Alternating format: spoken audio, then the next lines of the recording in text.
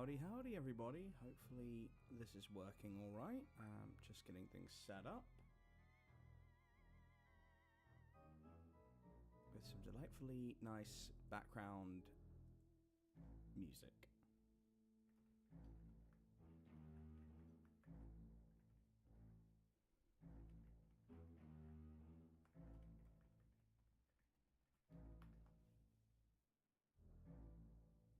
Alright, there we go. I think we are all set and we are live and ready to go. Let's see. I believe it's working.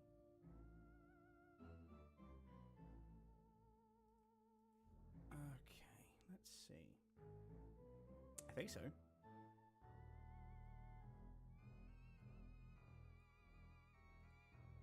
Decided on some random spooky specters music because Luigi's Mansion just goes kind of hard. It looks like it's working. That's good to know. I need to make sure it's actually popping up on the feed because I'm still terrible comparatively, which is the worst part of doing this. Is I'm still awful at setting these things up. You'd think I'd be better at it by now, but no. No, I've never improved, ever. It's always a nightmare every time. Yeah. Had my memory worked better, I would have remembered ahead of time to get things set up amply, but there you go. We're going to wait as people trickle in. I only gave everyone an hour's notice, so I do apologize. But hopefully we'll still get some people joining in, and if not, they can watch this in post. So we'll give it a few minutes, and let's see as everyone makes themselves known. But I hope you've all had a lovely Halloween. Lulu, did you have a good Halloween? I did, yeah.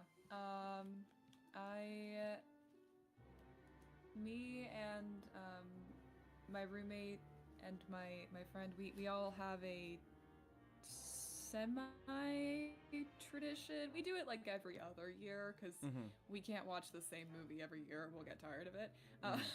But every other year, so we watch Clue, like the original Clue movie. And so we did that, and that was very fun. And then my boyfriend also has a tradition where he watches Corpse Bride every year, so we watched that as well because I've never seen that, and he's never seen Clue, so we showed each other our Halloween movies, and so it was very fun. Okay. How about you? Nothing. I had a performance, a Halloween pantomime, as we call it over here, at the legendary Headstone Manor down in London. It was a lovely performance.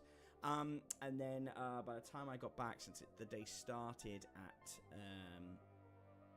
5 in the morning, I was very sleepy when I got back. So otherwise, I would have probably done the live stream yesterday, so apologies on that front, but obviously haven't came here empty-handed, haven't came here without content of a sturgeon nature to update everybody on. And when I looked at sort of the situation, I was like, well, I could do an update video, but that's going to take longer to render and get everything edited, or I could simply just, update everybody in real time. So that's what I'm going to do. As people are trickling in and saying hello, we will see. It's more fun anyway. It is. It's nice. I only wish I could do them more frequently, but obviously therein lies the problem, I suppose. Nevertheless, it's a good way to keep people updated. Like the last stream we did, I think overall, we got like 400, 500 hits, which is pretty good for a small channel, so I'm good. Yeah. Hello, Ethan. Good to see you, my friend. Glad you could join us. That is an adorable dog, by the way. Tell me everything about that dog right now. I must know as much as I can. Agreed. But so cute. Yeah. I will say, obviously, so just kind of getting into the beginning of it as people are trickling in. It's obviously been a bit of a challenge keeping things up and going. and that's partly, obviously, anyone knows who's been here long enough, the Dusklight is mostly for fun, which is kind of, I saw a comment in, I think it was Dark Somnium's Discord channel about, like, some of the narrators that they follow. All of them have effectively become really sporadic posters, and all of them are linked by the fact that we all just do it for fun. So it's kind of one of those problems where we're all just having a bit of a laugh with it rather than taking it super seriously.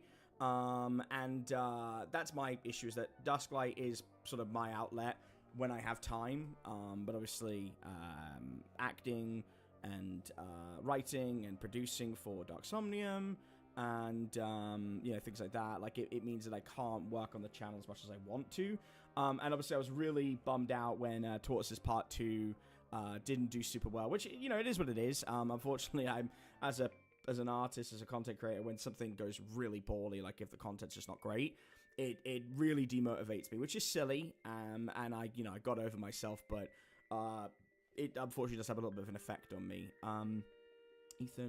His name is Sir Fluffy Cash Puppy Cat. That's amazing. He's an English bulldog, sadly passed away, but I believe he went away happy. My grandparents weren't a fan of him. Well, your grandparents may not be a fan of him. I'm a fan of him, and I am really sorry that he's no longer with us, but I adore him, and, being English myself, I do love a good bulldog. Super, super sweet. And as long as you loved him, Ethan, that's all that really matters. Hello to BS Artist, seen you around before. Belated Halloween, and again, apologies that it is belated. I had a theatre performance, and I was very EP by the time I got back. I would have been awake for like 28 hours if I tried to stream. Me and Lulu elected to do this today. Robert Hunley, Merry Spooky Times, Happy Birthmas, Merry Spooky Times.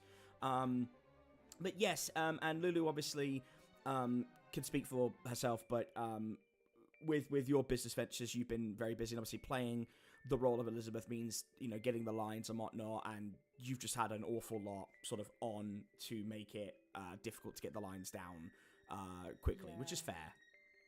Yeah. Not only am I having trouble doing anything on my own channel, but now I'm having trouble doing anything on other people's channels too, so that's just it's great. It's good times. It's just been a tough time overall, I think, like in terms of business. Like we are gonna, we've talked and we're gonna try and get the other bits of Tortoises out without putting a time limit on it, with spaces in between, who we wish Dodge well. Dodge is still not in a good place to do anything more, so Shakira done, and I need to link up and get that done. Obviously Demi's Adventure is on me as well, there's just a bunch of different projects sort of sat there that we need to kind of get moving, and it's just finding the time, and obviously helping Ronnie with Dark Somnium getting Somnium back on track. Obviously, as you guys know, that I don't even know what you would call my job role for Ronnie. I don't want to overinflate myself. Yeah, I don't want to. Different ones. Yeah, I don't want to overinflate my importance because the channel is Ronnie. But I guess I help produce the content, organize, and obviously do the voices. So, and helping Ronnie do that has been a priority, as that's one of my main jobs. But obviously, at the end of the day, I know you guys don't mind, but for our patrons as well, they've been getting regular content of like the Nightmare Detectives, and they got a sneak peek at the project that we have been working on. So there are a couple things that are going to be going out. And in a couple minutes, I'm going to play you all a short sample of one of those projects. It is the Sturgeon play, The Celestial Event in the Emperor's Kingdom. I wrote this for my experimental novel. Don't know when it's coming out. But it is set in the Sturgeon borough of Dondella, or Dondella County. And it's kind of a meta play. So it's a play taking place within a universe. And it's very Sturgeon in its nature. I can't tell you right now where it's going out. I wasn't sure if it was going to be my channel or Dark Somnium. We're not sure right now. But because I don't know when it's coming out in the next few weeks, I wanted to give you a sneak peek of something that the Patreon has already heard and give you an idea of what it's like. And yeah, we'll show you that in a minute. And then there's a second story, which is going up on Dusklight, which is called The Long Goodbye, which also stars Lulu and barely has me in it. It's actually narrated by the amazing Autumn Ivy. I'm going to switch this music up a little bit because I love Nintendo music. This is a little bit too goofy for my liking. It's very goofy. Let's see. Let's just do some Weather Channel Vaporwave. There we go. Now it's just like local 58, basically, with the background subtext. So Autumn Ivy will be doing the voice for that. I will say, and I mean, most of you guys who are regulars in the channel, who enjoy the channel, enjoy Sturgeon, understand that, you know, it can be quite queer. And you know, I am very proud of that, and I always try and do it in a way where it's not lazy or overt or anything like that. I want it to be something that feels organic and has a relevant discussion. But I will obviously, just because of the nature of YouTube, and if the algorithm picks it up and people outside of my audience pick it up and start complaining, you know, I'm going to make a point of just saying, hey guys, this is about this, just so you know. But it's an incredible story. It's one of my favorite horror stories I've ever told. It is over an hour, and it is very Black Mirror-esque in its depictions. It's almost cartoonishly evil, and it's just a fantastic story. So you're going to be getting that, and then obviously by the time those two have gone out, you'll also get the next bit, Demi's Adventure, and over the weekend, so tomorrow and Sunday, I'll be releasing the Nightmare Detectives one-shot we did, which is based off the Five Nights at Freddy's franchise, called Five Nights at Victor's, which, stupid. Immensely stupid. Yep. You know, for all 300 people that care about that, which is a lovely, I shouldn't complain, it's a lovely amount of people to regularly tune into Nightmare Detectives. We set it in... We set it in a version of Freddy Fazbear's Pizzeria that Victor Mendoza owned, and we then called it the WoW of '87. Just dumb, so dumb. I forgot about that. I did intentionally make Lucy nearly put her microphone down and step away from the desk that she was operating at because, fun fact, Lulu hates JJ. I do. If you don't know. JJ is one of my prominent villains. Obviously, you'll have heard him in the NFC. I voice him in that. I think I'm probably always going to voice him in anything we do media-wise. But a lot of good responses from that. That's probably going to hit 1 million next year, which is insane. Beneath the Static is where he's originally from, and Ronnie and I obviously are adapting that. And he is a main antagonist of the whole Nightmare Detectives campaign. And, I turned him, as Ethan is saying, and thank you so much, Ethan, Robert, sorry, by the way. Thank you for that. It's really kind. As Ethan saying, Spider JJ. And I don't remember exactly how it went. I will have to listen to it back. But I believe he started whispering in the microphone, because this is a very, as you guys can imagine, a high-end microphone for voice work. And I said something like, I can smell your skin, Ballista. Something like that. And Lulu was not happy with me.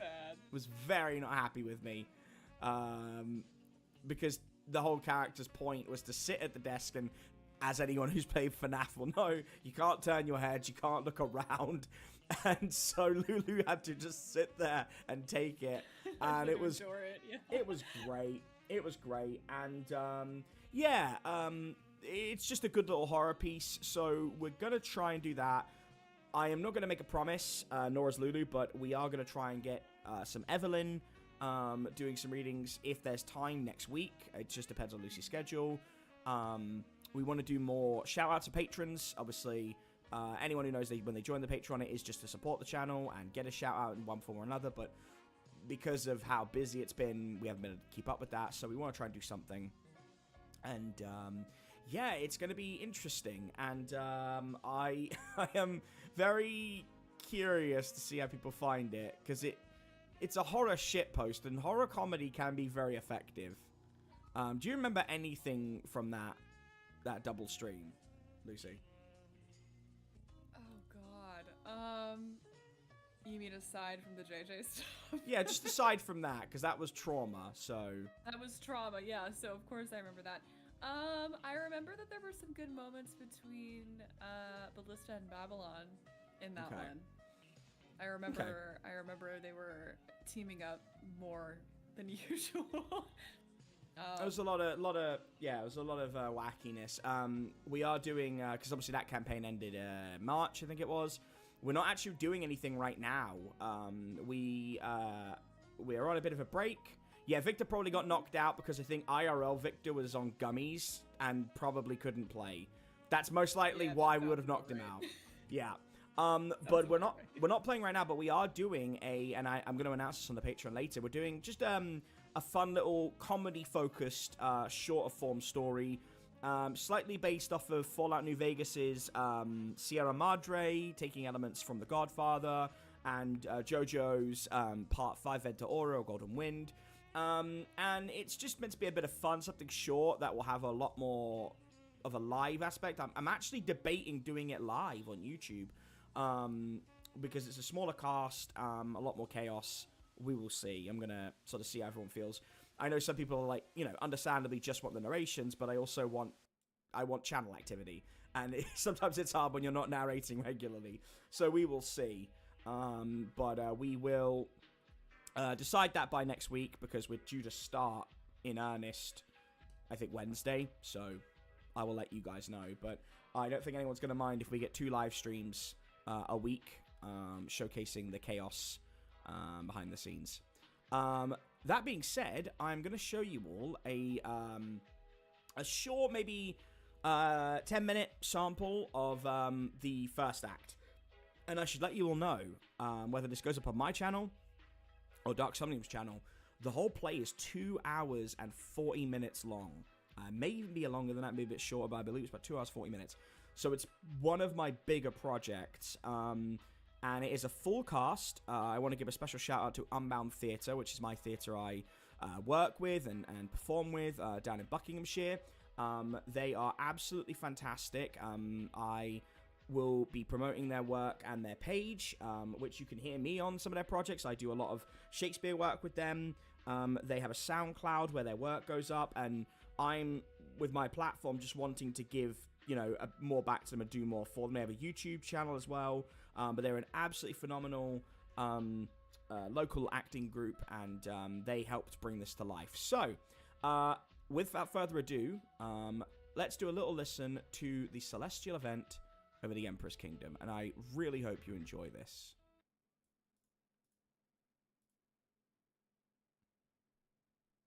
Assuming it plays. To the court of this hallowed peace summit, we are facing dire times. Dark forces are at our door. We cannot allow this conflict to continue. 7 winters have passed, and the court of our nation's populace have fallen to their claws, tusks, and machinations. I shudder to think of the losses our neighbours in Kerala and Minotia have experienced at our hands, and out of these demonic forces from whence we know no origin point. But we have called this peace summit not to ruminate on death, but to look forward to life. Indeed, it is through the struggles and strife of our kingdom that we were forced to find alternate methods of progressing in the face of our enemies. Praise must be given to Master Erembor the Tinkerer for his great devices, General Call for his decisive and effective way of running our army, and to Vedanta for the predictions she has made with frightening accuracy.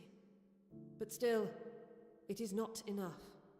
Other methods were required in order to not only become victorious, but to survive entirely. Such desperation ultimately led us to this.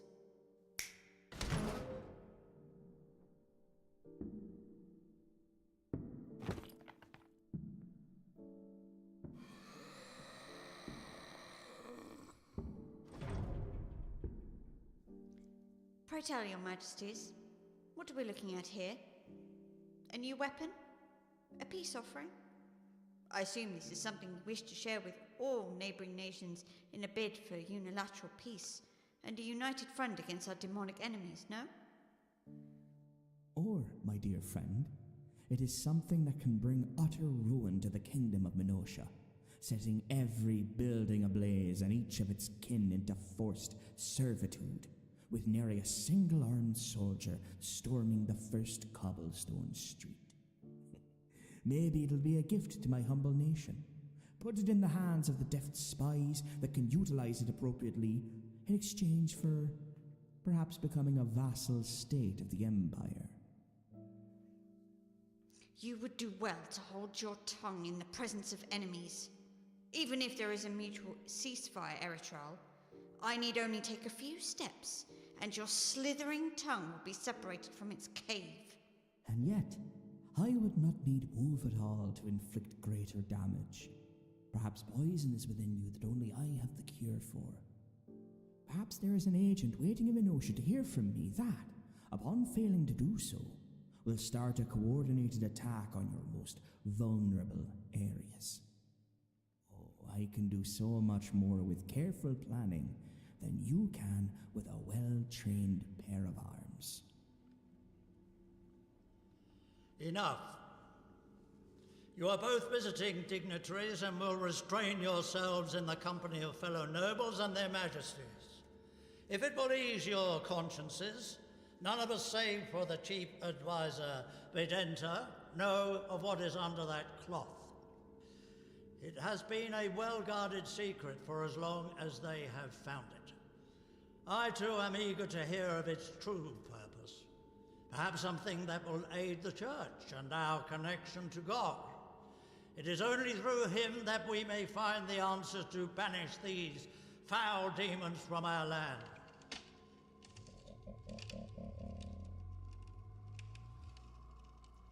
The Duke wishes to ask the Hieromonk a question prior to the subject's unveiling.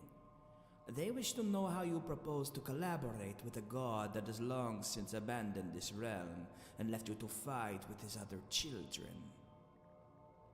How dare you even question the wisdom of the Lord our God? My lord is not questioning anything, Hieromonk. Where we are from, we are in active contact with the gods themselves. We speak with them and they speak to us. They provide us with ways to appease them and in turn offer us gifts. We have seen your god, a paltry little thing that got bored of his playthings for greater pastures before being slain by the unspoken one. Your god was a wasteful thing, a petulant child playing with forces it truly did not understand. These demons, as you call them, are merely another form of life trying to dominate, just as we did before settling into our comfy beds with others waiting on our every whim. My lord wishes for you to know that your god died in pain, alone and forgotten, like any normal man.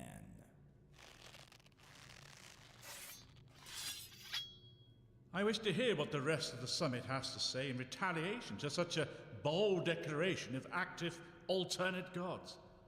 We face an enemy that we cannot stop with conventional means. I'm willing to hear nothing but brutal honesty if it means our survival. Speak. Your Majesty, I do understand the old ways have meaning, tradition and relevance, but I put my faith into my machines more than anything beyond this realm, answering my prayers and fixing my problems. If I see an issue, I create something for it. This is the way of the craftsman. Perhaps there is a god out there that suits my needs, perhaps not. But I fail to see how the one we have at present will solve our problems where my weapons and machines are far more efficient. They do not require prayers, tithes, or empty words. They merely require competency and a desire to use them properly. I agree with the Tinkerer. We in the Onyx Mines have our beliefs, but they do not interfere with the current climate at hand, and we would gladly put aside our notions of godhood to survive.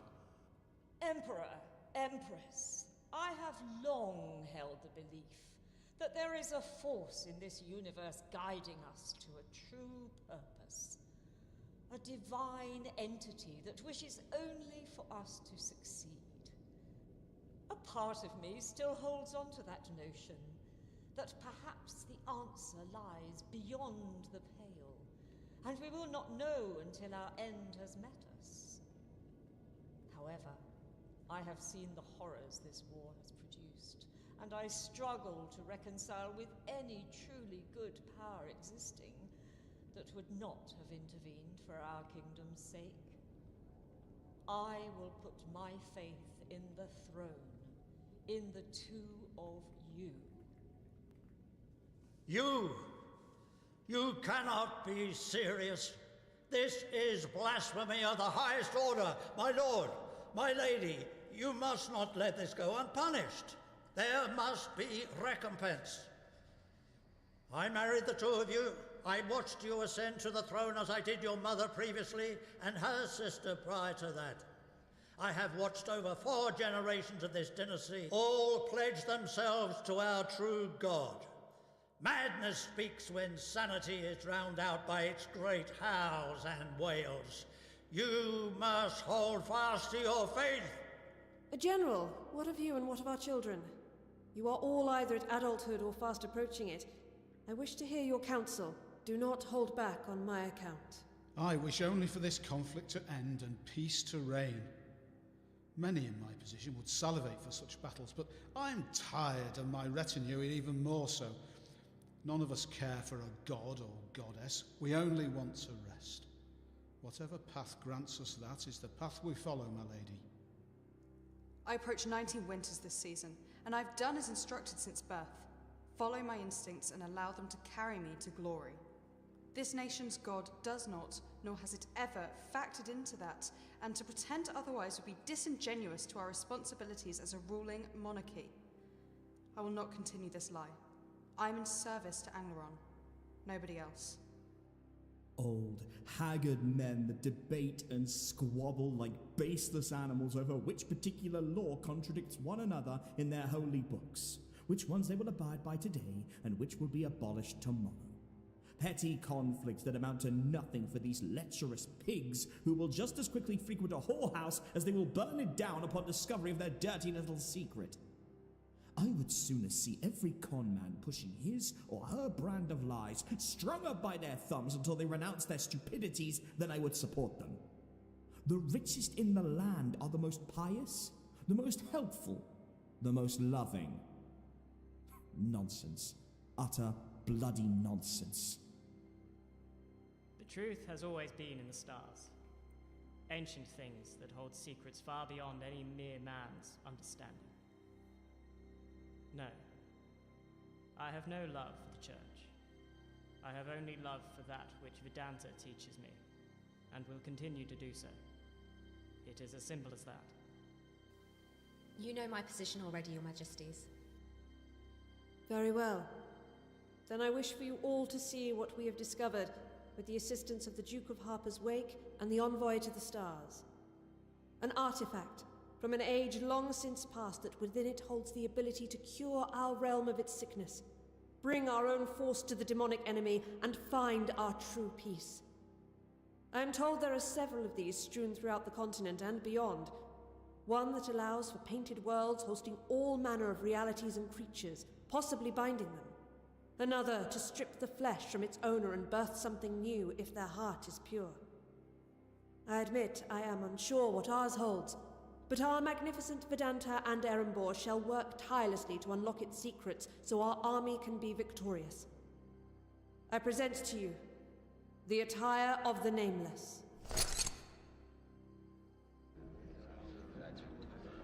Am I among utter insanity? Has there been a plague of heresy and godlessness sweeping our beautiful kingdom? A righteous world cannot be run without fearing God's wrath and desiring his love. Faith is of the utmost importance, and these outsiders must not hold sway over our policies.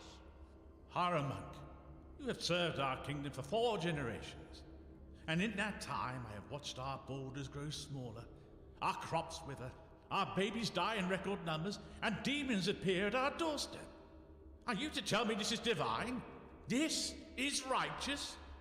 Are your emperor and empress, all of our kin, to lay down and allow this place to become dust? You ask me to choose between my majesty and my God. This is not something I can do. Even you must answer to God. And we do, Hieromonk. We just don't answer to yours. Please allow Ula to pass the message on.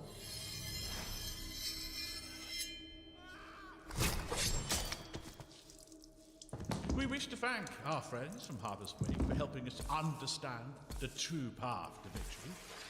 You will all have your tasks in the coming days. I trust our neighboring friends will wish to find their own artifacts and bring them here. We already know of ours and anticipated such a moment may arrive. It has already been procured and sent to your Tinkerer's workshop for further study. We will assist however we can, Your Majesties.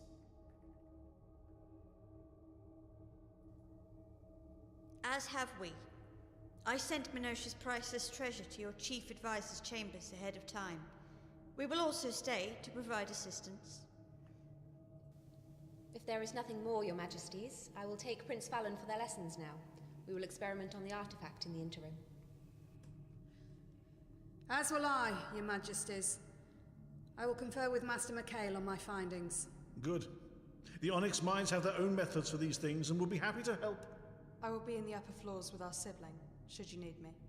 I will be in the armory preparing. The Duke wishes an audience with Prince Bilbo, sensing some kinship in his words that could better unite our two nations. Would their Majesties mind? Not at all. It will do the boy some good to get diplomacy past his steel tongue. Love him though we do. You will go, won't you be? If it pleases you, Mother, I would rip the sky asunder. Very well. If there is nothing more, we will reconvene in 2 days.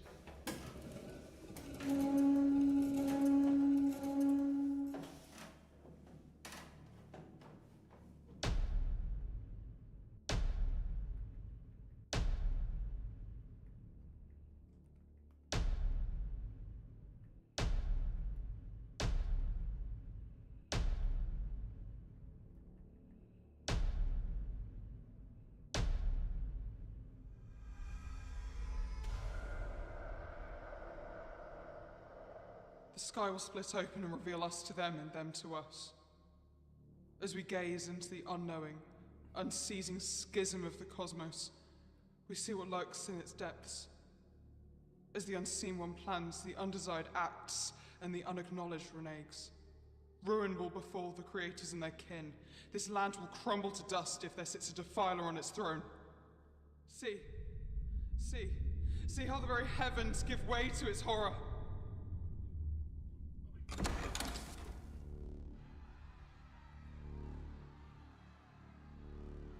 My word. What is this? The very flesh of the cosmos. It is seeping through into our kingdom and reaching out to us. That shape and its colour puts me at unease, as if a great battle were to start at any moment. I must see the troops immediately. It is beautiful in its own way.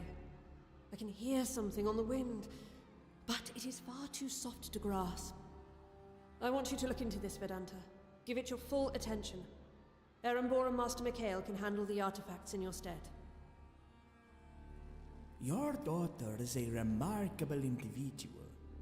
How could she have seen such a thing? Perhaps it is... no matter. The Duke wishes to retire to the chambers and speak with Prince Bilbo. We will be available should you need us. My head. Father, what is it? There is a wound upon the world, and through it comes evil far greater than anything we have faced since. I fear that even with our newfound gifts, we may not survive this if your predictions ring true, my daughter. I do not believe that slaying the Hieromonk brought us on, rather that it was always going to occur. A calamity befalls nations not because they renounce virtues, but because the calamity does not care for them.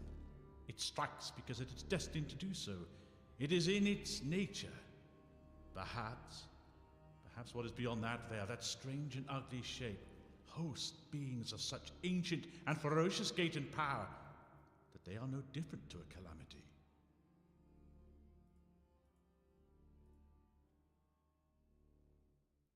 Act 1, Scene 2. Alright, Let's bring the music back up. That, my friends, was the longest scene, I believe, of the whole play. Act 1, Scene 1 of The Celestial Event in the Emperor's Kingdom. A play that took me 18 months to write, and was recorded in early September of this year. Yeah, I mean, the edit on that, the audio work is myself. All the sound effects I'm on are things I've sourced as the sound design. And I am immensely proud of it, as you may be able to tell. Lulu hasn't heard that before. It's a rare non-Lucy project. So good. Thank you. I'm just going to go back through the chat real quick, and then I'll get Lulu's thoughts, all of you guys. So Sagorki, welcome. BS Artist, welcome. Steven Stevens, welcome. Slake, welcome. Clue, one of the Blackwell family members, thank you so much for joining us last minute. Mike LHF, welcome. Jackson Lumley, welcome. I assume it's Johnny, but JGHNNY. Talon Stark, thank you guys for the kind words. It's something that, all glory to the other cast members. That cast group is made up of a mixture of volunteers and seasoned theatre actors, some of which have been on the BBC, some of which have done the Royal Shakespeare Company, and some who are just doing acting for fun. A couple of the voices you may know, particularly the Empress, Desislava, was Erica Sanderson, who is kind of like my acting older sister. I wouldn't be at that theatre without Erica. Erica, for any horror aficionados, has been a part of Sturgeon's universe for a while. She voiced in Romnex's amazing Last Sinita, voiced Lady Death. She has also done extensive work on the No Sleep podcast. She's been with them since like season 3, I think. She's worked on Shadows at the Door. She's working on many, many, many projects in a lot of horror video games. She is just the standard. I think she's in the official Marvel app now. I need to get the official credit up. I don't remember the name of it, but you got her. You've got the chap who voiced Master Mikhail from the Onyx Mines is Andy Faber, who is another dear friend of mine who has done BBC Radio. And then we have people who are just up and coming. The youngest is 18, the oldest is 81. So a real mixture of talent, and I'm better for it. I'm so glad you guys like it. This is my version. Now, I will say, I don't know what version will be up on Dark Somnium. It'll be the same voice actors, but it'll probably have different music and SFX. As we know, Ronnie is the GOAT. So, I'm not sure what's happening with that yet. However, my version of Act 1 and Act 2, which is an hour and a half so far of content, is on the Patreon. I really hope you enjoy it. I'll know more about where it's going and when it's coming out soon. Ronnie and I have talked, and if it doesn't fit well on the big channel, we will put it on mine. And the reason I'm kind of like unsure, to kind of get a bit meta with it, but yeah, 18 to 81. The youngest is just turning 18, and the oldest, Mary, who's Lady Moreau, I believe she is 81. She is just the most wonderful woman. And the Hieromonk Lavelle was a man called Alan Curtis. He's amazing. I think he's in his late 70s. I hope he doesn't kill me if I'm wrong, but he's a bit older. So I think the median age was 45, if I remember correctly. I'd have to double check that, but they don't know I'm streaming this tonight. So hopefully they'll catch some of this. You're not very late, Vanitas, don't worry. Act 1 and Act 2 of my Sturgeon-based play, called The Celestial Event in the Emperor's Kingdom. It takes place in the lost, forgotten city of Angloron. I've been expanding Sturgeon more over the last 2-3 years. I'm still going to finish the NFC. I'm still going to finish that saga that I've started. That has always been the plan, to do Season 2 and whatnot, but I have desired, as my writing has grown, and I have grown, to do more, to do different things. I think all of us can agree, when you consume horror content, especially in this day and age, that you adapt or die. It's the same as YouTube. The YouTubers that we all love aren't the same YouTubers they were 10 years ago. Content must change and art must change. And I just haven't had an interest in first-person horror in a long time, and I love finding new ways to scare people, entertain people. And for me, like, the hardest thing about doing that, as you can imagine, was that's a play. So there's no direction as to what's going on. So when you hear that crackling and the whoop, whoop, whoop, whoop, and then someone says, the Duke wishes to know, well, that's me. But the idea is that the Duke is a mute person who is signing and their bones are cracking. Or the pulsing is like a cosmos sound. So I have to use interpretation to really kind of get that across. And that's often the hardest thing to do, is that, you know, for an audience of my group, you guys and other lovely listeners who know I do weird shit will probably like it. But the biggest concern we have is, you know, to Ronnie's channel, which is, you know, 100 times the size of my own, is the average audience member going to like it? It is still very queer focused in places, but it's not overt. I think it matches very well. It's obviously, this is, you know, inspired by The King in Yellow, Berserk, The Witcher, and of course King Richard II and Macbeth and other Shakespeare plays. And we don't know how that's going to do on the larger channel. And my biggest concern is that, you know, Ronnie will put all this work in, and then his audience will go, oh no, I don't want this. This is boring. It's not what is going on. We just don't know. I hope not, but I am also aware enough, because I've been working on YouTube as a platform on and off since I was 16. And I'm 33 now, so I'm getting old. And I know that audiences like what they like, and it's rare that they deviate. So we'll see. I'm not too worried. Just to go through the chat real quick. Thank you so much, Slake. I really appreciate that. And I'm glad you liked it, Talon. Ethan, it is up there, so by all means go check it out. I'm not going to shill the Patreon too much. I have always maintained since day one. Do it if you want to support. We just had someone new called Dave Baxter today who pledged $5. Thank you so much. But only do it if you have the money. If you ever have to drop out because your circumstances change, like, there's other things to spend your money on. Don't worry about me. That is just a supportive thing, and I appreciate you get some free things, some things early. But it is there, because obviously if it's not ready to put out, I love to put stuff up while it's in process. Hi Ocean, lovely to see you.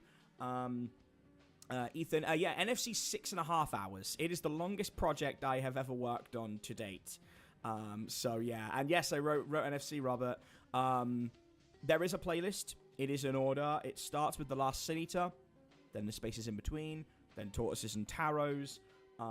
Beneath the Static should be next, but we haven't done it yet. It is largely its own thing.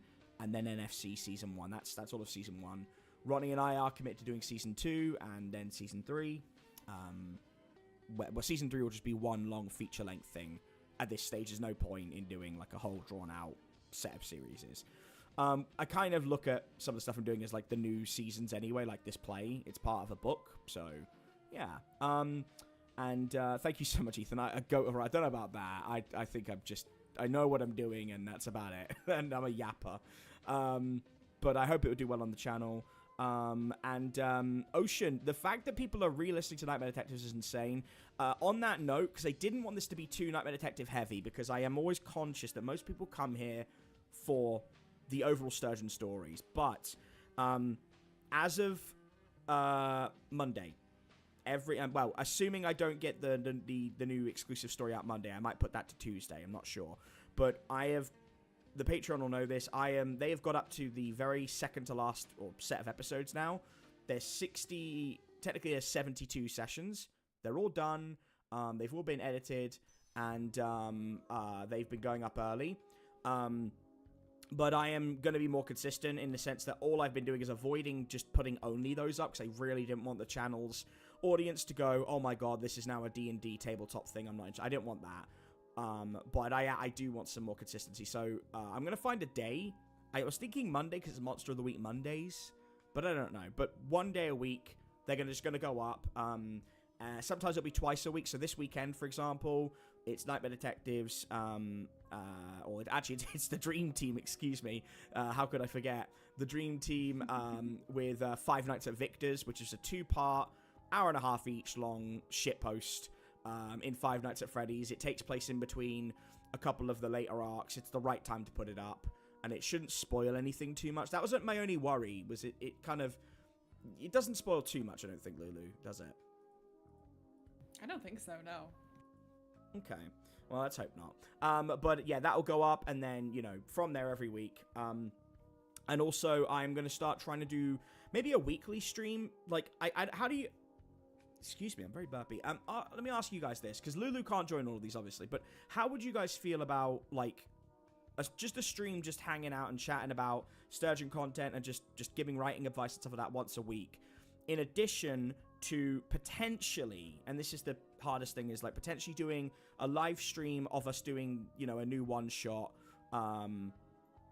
probably once a week if I was going to do it that way, because we do our thing twice a week, but I don't know if that's a good thing for a YouTube channel. 3 streams and then 1 regular video. Is that too much? I don't know. Yeah. I don't know how the algorithm feels about that. Well, the algorithm would probably be fine. It's less the algorithm. It's more what you guys think. You know, we have enough regular viewers where I think it's an important question, and I believe in listening to the audience. So, you know, Dusklight has always been a transformative thing. You know, you go far enough back. I was doing a true crime video, mainly because I cared about that case rather than doing a true crime channel. But I've always been interested in doing different things because I want to attract the community without it being overbearing or too intrusive. Yeah, while we think on that, I'm so sorry, Lulu, because I'm not letting you speak. You're fine. I'm just letting you do your thing at this point. Oh, I know, but you are here, and you're an important part of the channel. You are literally half the channel, so I'm gonna let you yap in a second. Okay. BSI, that's fantastic. The longer the better. I can listen to you all day and not get bored. That's really sweet. Like, as someone who doesn't have a booming, beautiful baritone voice like our delightful Somnium or Dr. Creepin or Lighthouse Horror, like, I appreciate that. Thank you. The amount of accents you do, yeah, I definitely, like, I wasn't planning on doing the Envoy in this play. The original actor did Fallon, who you heard, Prince Fallon, the youngest one, and the Envoy. It just wasn't the right fit, and Harry Lockey's an incredible actor, an incredible playwright. It just, in last minute, I thought to change it, and the voice actor we wanted to do for Eritral, who was the Irish one, just wasn't available, so I ended up doing that, and then obviously I did Billabo. So, it was the one time I was like, I could take multiple roles. It's my own play. So, Venetius, I eat up Sturgeon content like it's breakfast, and NFC inspired some of my D&D ideas. Yo, tell me more. Because I know, Lou, did I tell you that there are 4 separate D&D campaigns taking place in Sturgeon right now? I don't know about 4. I've definitely heard there are a couple. Yeah, I've seen a couple, but I got DM'd about another one, and I'm begging them to do it live. I've told them that people could take, people could do their own streams and make some moolah off of it. Because, like, at the end of the day, you know, they're not going to make too much, but if they ever made really good money, I'll be like, hey, guys, can I get a gratuity creativity? But, like, I want to see people have fun with that. That's wonderful. I have... Maybe next year, not this year, when the saga is done, when I have done NFC Season 2 and have told that story, maybe I'll do a playbook, like a proper playbook of Sturgeon, like the Fractal and stuff, to people to get into. I would be willing to do that, and maybe I'd sell it as a one-off, like, I don't know, $20, I don't know what they're priced at, something like $20, I think, right? I'd be willing to do that. Like, I'd be so willing to do that. Yeah, but I would need to team up with the right people, and you and I would need to discuss it. But I would be so down because I would love people to do that. I think the ultimate, like, way of respect for a writer, especially, like, on No Sleep, where even now, I haven't checked in a long time, but everyone wants to do their shared universe, and I am not the original guy to do that. I mean, Matt Demersky's one of the main guys to do it, but I'm not the original. But, like, to have people who would do that and, like, even just take their own, complete own agency, do their own thing, would be like, yeah, I'll do that. Like, that's awesome. Like, I've always said, as long as you don't make my cat, like, you know, some of my beloved characters like Nell or whatever, like, too hateful. But at the end of the day, like, if someone wants to tell a story in Sturgeon, you want to make JJ a hero, that's fine. Like, I would love that just because it would annoy Lucy. But, yeah, I was gonna say, I don't like that idea, but that's just me. Beneath the Static, though, is coming. I don't know when, but me and Ronnie are determined. We're not touching NFC Season 2 or anything else until that's done, because it needs to be done. Like, Season 2 won't work otherwise. Crazy Hippo, hey man, I've been a long-time fan of your channel and Dark Somnium's narration of your stories, but I have to ask, are you planning on releasing all of the Sturgeon stories? Yes. Yes, I am. The biggest problem on a production level, when you're someone like Ronnie, is you have a lot of different content to go out, different, you know, YouTubers, different authors, different things to go, and it has always been very important to me that my position, helping him out with the channel, organizing stories, voicing in them, is never abused. That I'm never like, oh, you should do my work. Like, I think I've had, like, I don't know, 2 stories this year, maybe 3, out of however many he's done. And like, I would rather see people like Woundlicker, Mark Lynch, who is fantastic, get his work done, or Matt Demersky, get his work put out there, or Verstar, Brandon Faircloth. There are some really talented writers that deserve that. My stuff will come, and I don't think I'm any more deserving than them. But we are doing it, and the hardest thing is making something that is, I mean, Beneath the Static will be about 5 to 6 hours long. With the voice talent we want to bring in, we've got some very particular people in mind. We have to make sure it's on their schedule, and that's the hardest bit, is that we're also trying to get the channel consistent. That's why you're seeing more uploads on Dark Somnium.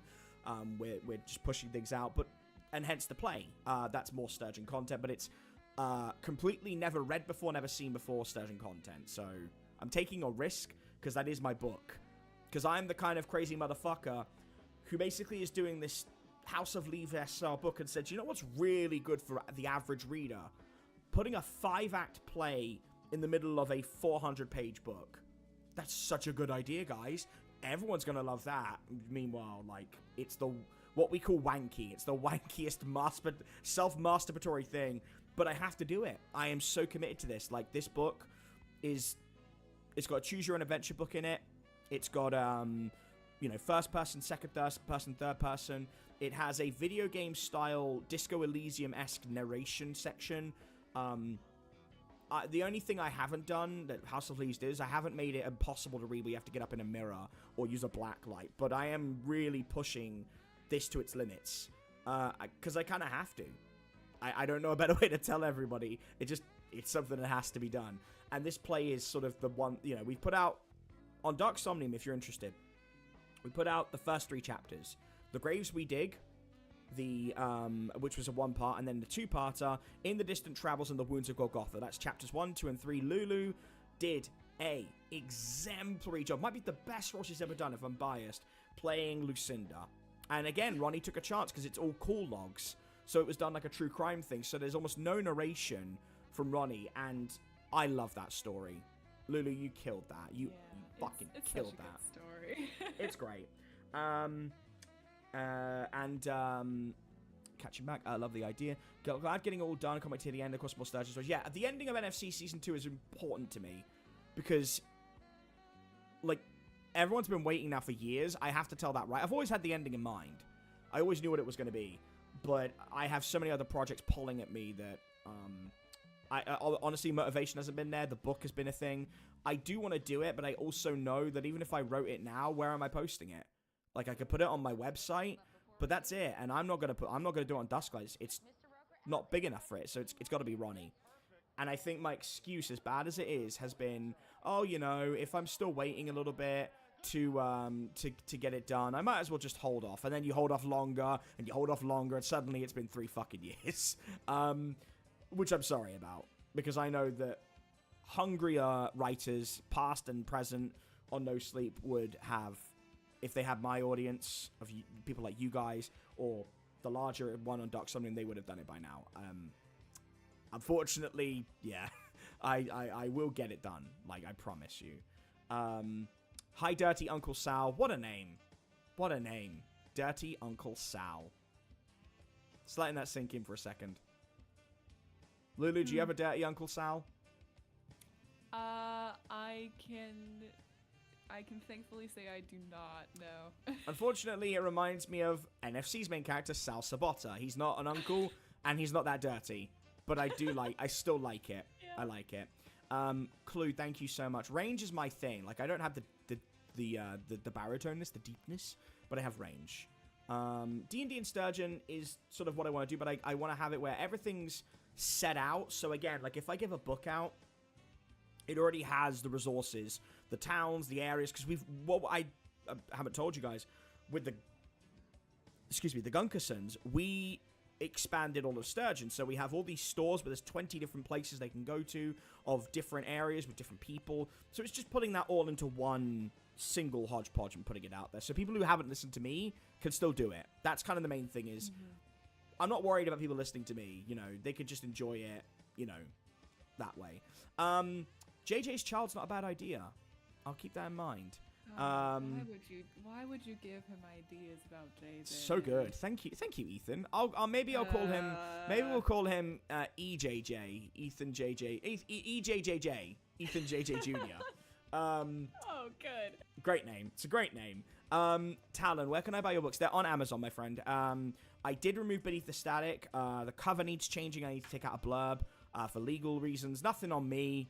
Situations that one day I'll talk about properly. Not fun topics.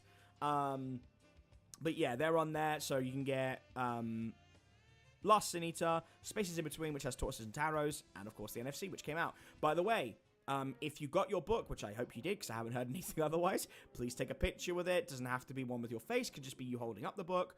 Pop that on the, you can send that in the email to the Dusklight Radio email. You can send that to the Patreon. Whatever, I just want to see you guys enjoying it. And obviously I hope you've enjoyed the signees. I may do one more round before the end of the year, but I'm not doing too many.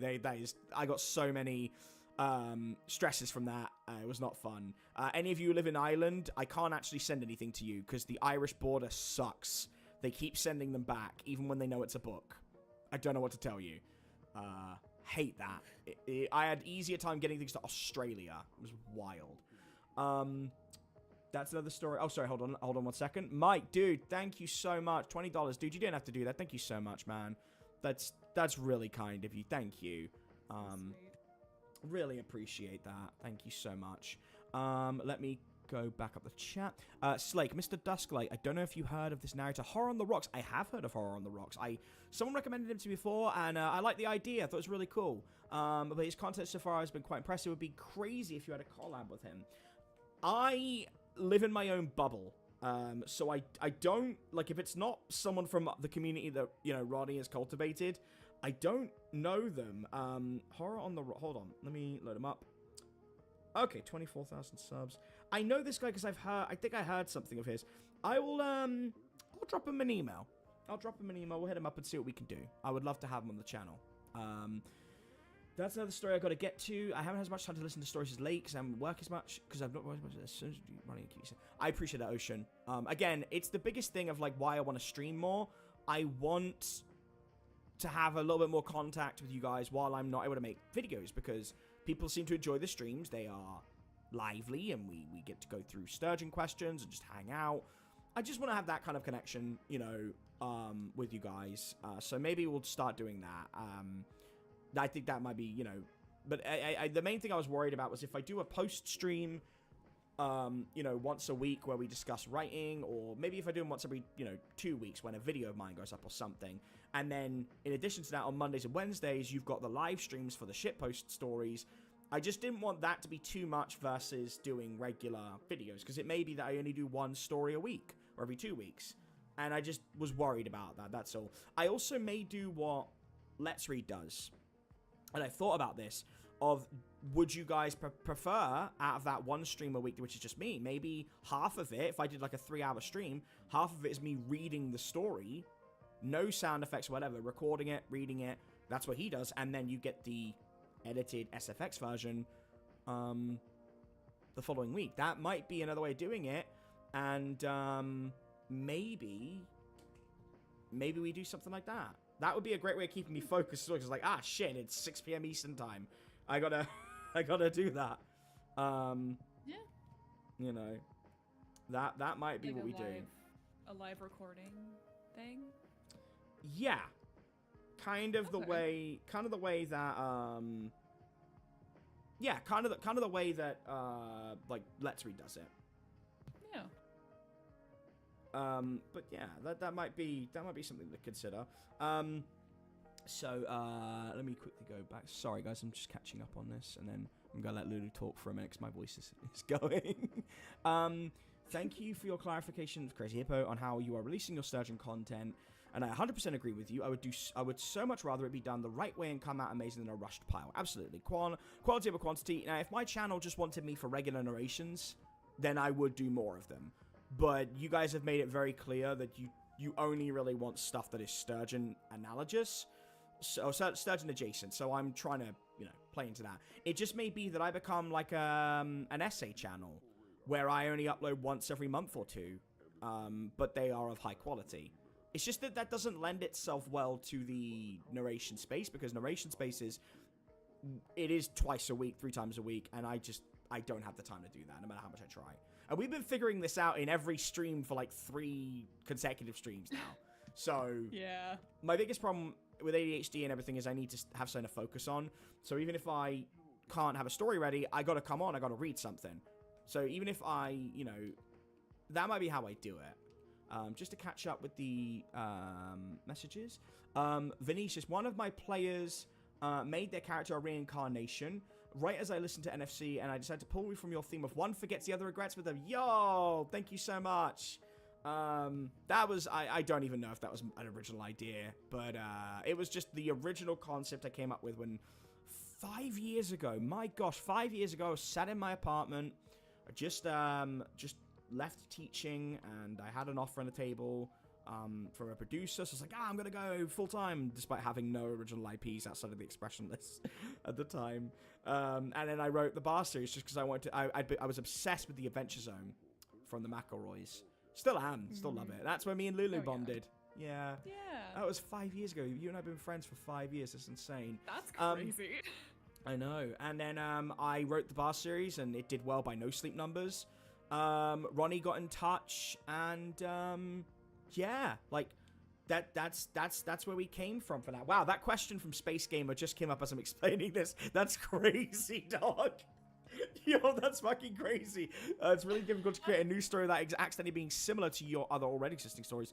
May I ask how you found the inspiration? So, to shorten that down, also, hi Jamie. So good to see you, buddy. I'm glad the book arrived safely in Australia. Hope you're enjoying it. Mike, Slake, y'all are too kind. Too kind. Thank you so much. Ethan, JJ's child is a hero, not a villain. Lulu will never accept this. Ever. Here's the thing, though. I like it better than trying to redeem JJ himself. Fair. But I one day will do that to screw with you. No. Before I finish this, before I finish this point, y'all want some paint? Absolutely, Ethan. I'll always take paint. Dirty Uncle Sal. Everybody has a dirty Uncle Sal or a touchy Aunt Carol. Not gonna touch that one, but nope. But true. Probably. Hopefully not, though. Hopefully not, but... a horrifying tournament where they are newly reincarnated. The party knows them, but they have to find a way to break the cycle. That's fucking sick. So good. For the record, Dark Slight and Dark Somnium are my top audio story channels. I listen to the quality, never put into them, second to none. And that's kind of why I want to do more. I want to have a reason to do more, because I don't have a lot of content relative to my channel, how long it's been around. And you guys know I take breaks. I mean, God bless Big Daddy Stone. He's doing it for fun. He takes breaks. Romnex is taking a massive break. Lulu, Spirit Voice is taking a break. But I still want to do more. I'm always grateful to have this, because I did a anti-bullying video that went to the front page of YouTube, and I would have killed for this regular activity at the time. So like I'm never ungrateful for it. It's just that I have other things going on, but I think consistency would be good for me. Mars Deadwood, is it true that the Butcher of Suspense is suspected to be John Hassel? I don't know. I've never heard of that. The Butcher of Suspense. I know of a John Hassel, but I don't. I know the artist John Hassel, but that was an English painter, I think. Pretty sure it was. Reading on stream, and Robert, were you the one who did the ghost guy who lived in the cursed woods from the Settler stories? I don't remember. I've done so many. I don't. That's a mood. I don't know. I know certain roles I've done. Yeah. Do you mean the Settlement series, or is it the current? Oh, Page Turners. I don't know. I don't think so. I truthfully don't think so. I'm actually loading up to see if I'm credited. Yeah, no, I think it was Yanks. Sometimes we aren't credited, and so I God bless Ronnie. He does forget. He is I have no way of knowing which ones I'm on and which ones I'm not. He is low key, and it's not a negative thing. He's just the most forgetful human being. I love it, but yeah, I don't think so. I think that was Yanks. But yeah, Lulu. Well, funnily enough, gang, we have another hour with you, and we're going to read a couple of we're going to read maybe a bad pasta and a good pasta. And I'm going to give you guys another little preview now we've got more viewers of, I'll give you Act 2, because Act 1, Scene 2, because it's not very long. You get a little bit more info, you know, that you can enjoy from that. I am keeping the long goodbye a secret. I'm keeping it a secret, but Autumn Ivy did an amazing job. If you are not familiar somehow with Autumn Ivy, she is the voice of Alduin von Trier, the most badass, thick as hell, will crush your skull between her thighs or step on your balls fighter in the NFC. Sidebar gang, can I just say for the last 2 years, y'all are far too down bad for Alduin. I know what you've been requesting of Alduin. I'ma just say it. I know. My DMs and Autumn's DMs, I know what some of you are asking for. Checks out. Shame. Yes, see, that's my point. I wrote. I mean, I knew what I was doing. And she's great. But Autumn plays a character that no one will want to fuck. I can tell you that much. And this character may have been based on a certain very famous author who definitely has black mold infecting her brain. That I can't say because I will get sued. But it's a very important story, and obviously, yes, it's. I don't even want to use the word politically because it's not about it's nothing to do with politics. But it's a very culturally charged story, as you guys know what I write about, and that's kind of the point. It's meant to make you uncomfortable. It has my favorite slow burn I've ever done in horror, and if you've ever watched season 1 or 2 Black Mirror, when the endings were just horrifying existentials, that's what it goes for. So again, to make it fair to everybody, because I do understand some people don't go in for that who love my channel, I'll never give you shit for that. I'll never give you shit if you just don't want that, as long as you don't give me any grief for it. But I'll put a disclaimer saying, hey gang, this is about, you know, the gender identity and the fact that I'm a part of that, and Lulu's a part of that, and it's an important story, but it doesn't shove it in your face in an unnecessary way. But you know, just let you know. And if someone doesn't want to do that, that's cool. But that is my thing for you. I really hope you like it. But we'll do a little Act 1, Scene 2 in a minute. It's not as long as the first one, but you get a little bit of an idea. And BS, yes, it is a treat when she's here, so I'm going to let her talk in a minute because I'm taking too much of this channel that we both run. Dirty Uncle Sam, oh no, I just meant that every family has that one odd member that behaves weird at family gatherings, that everyone is weary of, but they're always a vibe. Dude, that's a vibe. Okay, no, I think we can... Yeah, no, I do have that. Yeah, we can. We both get that, 100%. And Alduin, so hot right now, so true. I knew what I was doing, Jackson. I know. I know. So, listen, people can write fanfic of Alduin and Nell or whatever, and Wendy, as long as I don't have to read it. If I don't have to read it, unless it's for the stream, and I get permission, then I'll maybe. But otherwise, no, I get it. So did the Nightmare Detectives ever encounter the IRS? If they did, I don't even know how bad that'd be. The Nightmare Detectives get audited. That wouldn't end well because, I mean, Endicott doesn't like authority and, he hates cops. I don't want to say he's a libertarian. He's some secret fourth thing. And it wouldn't end well. It just would not end well. Did we pay for anything? Like, Callista definitely does not know how to pay taxes, right? I don't think she's ever understood the concept of taxes. I don't even think she knows they exist. Yeah. Also, Vinitus, thank you so much for joining us. Have a lovely evening and sleep well, my friend. We will be on for another just under an hour, or just about an hour, I should say. And I think we're gonna do the reading streams. I think we're gonna do that. So I think maybe on before we do maybe Monday or Tuesday. It depends on if I can get the Long Goodbye. Basically, gang, it might be a bit fucky, but the Long Goodbye is the next story going up. It's already done, and I can't, no point me reading it. So more than likely, that's gonna go up Monday, and then Wednesday we'll probably do the first stream of this new thing that we're doing. Monster of the Week again, short story, bad guys trying to be good, but not very good.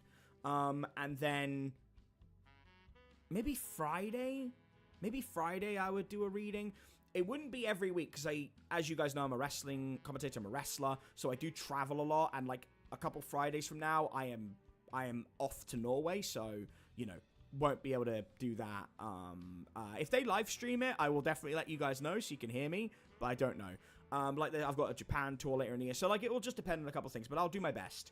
But I think that's a good way to connect with you guys. Maybe a 3-hour stream, an hour and a half of reading, an hour and a half of hanging out. So yeah, I might do that. But she paid with very old coins. That's I wouldn't know. We'll come to think of it. How do you spell? No, you spelled it right. Ocean, you spelled Endicott perfectly. That is exactly how Endicott is. I don't remember where I got it from. I think I just wanted a funny sounding name. Because it was, obviously it's a tribute to Matt, what is his last name, Lulu? Hello from the Magic Tavern, Usador. No, I know who you're talking about, but hold on, wait. No, I don't remember. It's on the tip of my tongue. It's okay, I've got it. It's Matt Young. Young is amazing. I just wanted something as a reference, and actually, I need to. Go ahead, Lulu. No, sorry. I was just gonna say I kept thinking of Matt Demirsky, and that's a completely different person. Matt Demirsky's crazy. That's the author. Completely different person. Did the original fighting tournament, did the dancing man, also was the voice of Usador from Hello from the Magic Tavern. Also, yeah, cut Usador. To answer that question, I'm gonna let Lulu talk for a minute. It's the inspiration for the original bar series was like I said, it was the Adventure Zone was the first place, and then I've been writing for 25 years. Probably professionally for about 10 now. And the expressionist creepypasta back when I was like 18 was my first big hit, and I never capitalized on it because I was terrified by the attention it got. Big regret. But I wrote on No Sleep On and Off from 2011 rather, to 2021. Give or take 22. I'm inspired by everything. I regularly will, check out new books. Look at short things my colleagues are writing. I love channels like Alpha Beta Gamer and Manly Badass Hero who do indie games, because indie horror games really, really inspire me. I love the indie horror space. Mouthwashing, the newest one, unbelievable experience. Crow Country, fantastic. I love stuff that is effectively like these... you got sort of like Buckshot Roulette. But there was a Battleships one that Alpha Beta did. It's by a particular designer called Mike Klubnika, I think it is. Klubnika, and he's fantastic. I just love that indie space is pushing the boundaries of what we can do, and that in turn makes me want to do that. I consume more of that than anything else. That's how I unwind. I'm a big believer that if you enjoy other art mediums, they will inspire you and push you. Same with my music, with all that I consume is kind of how I get it. And yeah, I'd say those are my main things. The NFC came about because I love Bucky, and this is before the Bucky adaptation that we got in for Netflix. I love the original 2002 one, and I love Yu Yu Hakusho, and I love tournament arcs, Dragon Ball Z, and I was like, I want to do a tournament arc. Why the fuck not? Like, let's do a proper one, and somehow made it to be not cringe. There is one argument I've never had, unless it's the idea of two women fighting in the finals. No one's ever said the writing's cringe. And that's a huge compliment because, dude, fanfic like that is so hard to not make cringe. I have read too much. I think I'm so, or at least I used to be so terminally online that I still have this massive fear I'll one day write something that will go on Creepscast and Isaiah and Meat Canyon will read it, and that their audience, who are 10 years younger than me, will think I'm a fucking cringe boomer. That frightens me. You know what I mean?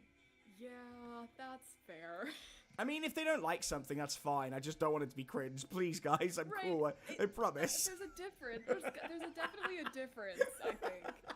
Cringe is a very specific type of it just hurts. Listen, man, hurts. if they can roast C.K. Walker, aka Rebecca Klingel, who is arguably the best and most successful writer No Sleep has ever had, who is responsible in part for Midnight Mass and Turn of the Screw and Haunting of Hill House. And if they can roast her, I don't stand a chance, dude. The bar's pretty low. But Midnight yeah. Mass is so fucking good. BS artist.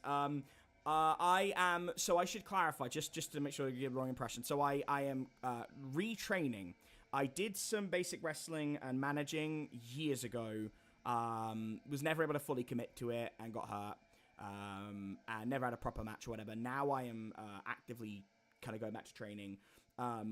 If we can put it together, it'll be the new year. I will be putting it on my socials. Don't you worry. But my Instagram, that is you're more than welcome to. Everyone's more than welcome to follow. I don't answer messages from unknown people, just so you guys are aware. Purely because I get that through wrestling, where people who watch me at wrestling shows don't, I don't respond. But it's at the THE and then TJAYLEA. Please by all means drop me a follow. I do follow back on occasion as well. But yeah, you'll see some stuff on there. And I will enjoy Norway. I will look up Brunost when I'm there, Space Gamer, and I will let you know for the next stream. Crazy Hippo, thank you so much for joining us. Like, thank you so much. 20 viewers. Like, the more we do these, the more viewers we get. It might not seem like a lot, but I love it. Ocean, I do. So I am primarily a commentator and a manager, but I am looking while I'm still young-ish to try and actually wrestle in the new year. I've missed working out. I've missed that aspect a bit, and I'm very conscious that my body will not be able to do it in a few years. So while I have the audience, I do as well. Why not, right? I might do it and then get hurt and be like, nope, no more. But yeah, I want to do it. Not sure how it's going to formulate at the moment, but we'll see, and I'll have more info down the line. So yeah. But Lulu, I'm going to let you answer a couple questions while I grab a drink and rest my voice, because I have been yapping so much for this. So Give you a break, you have a couple questions. I will be right back. Sure. I did see one from Ethan Nelson asking what my favorite role to play and any voices that I like to do. And so recently, the past year or so, I haven't been doing a ton of voice acting comparatively. So that's a little bit of a more of a difficult question for me to answer right now. But historically, the roles that I've liked to play, anything where I can sort of, I don't know. So when I read stories on my channel, I loved doing first-person ones the most, because they gave me more of an opportunity to actually mix narrating and acting versus just, a third-person story, unless you're doing the dialogue portion, obviously. That's more so just like, flat narrating. I mean, there is some acting involved, but first-person stories, I used to like those a lot more, because I could really get into whatever role I was playing. And I think just because, we're horror narrators, I think the type of narrator I used to be for those first-person stories was either, like some of them were the scared protagonist who was being, targeted by something, if it was like a monster story, that kind of thing. Sometimes I got to be a villain / like killer / monster character type of thing, and I think those were always my favorite ones. I always like to be something like villainous is like a strong word for it, but like I always like to be sort of an antagonistic character in that respect. I always found those to be the most fun.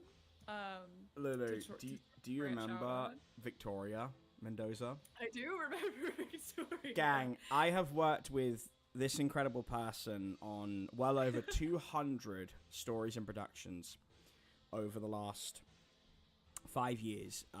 If you were to add all up the views, something like 7-8 million hits. I've seen this person do amazing things, and yet the most biting and aggressive line that she ever delivered, and you will hear it one day. I did this stupid one-shot because, as you guys all know, Victor Mendoza is one of my real friends. Turned him into this multi-planal, bit of a Rick Sanchez thing, I guess. And they had a whole thing going, Sturgeon's next top Mendoza.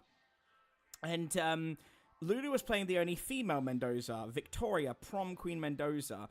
And someone made her cry, and there's a line where she turns around to the real Victor, tears in her eyes, and just Floyd says, "Oh, I'm so sorry I didn't see you there, Victor, because you're so fucking irrelevant." And he references that all the time because it's so good. It was from the gut, guys. Like there's I said afterwards, is there any animosity between you guys? You good? You guys okay? Yeah, that's true. I remember that. You were like, do you actually, like, do you need to talk about in the wrestling business? She worked me because Victor, obviously, God bless him. He knows this. He was a little bit difficult to begin with in the game because he was a DM's worst nightmare. He was like a bit like, he was like, what? What's going on? He had bad audio. He burped. He was sleepy. You guys haven't heard this yet unless you've been catching up, which I don't think anyone has just yet.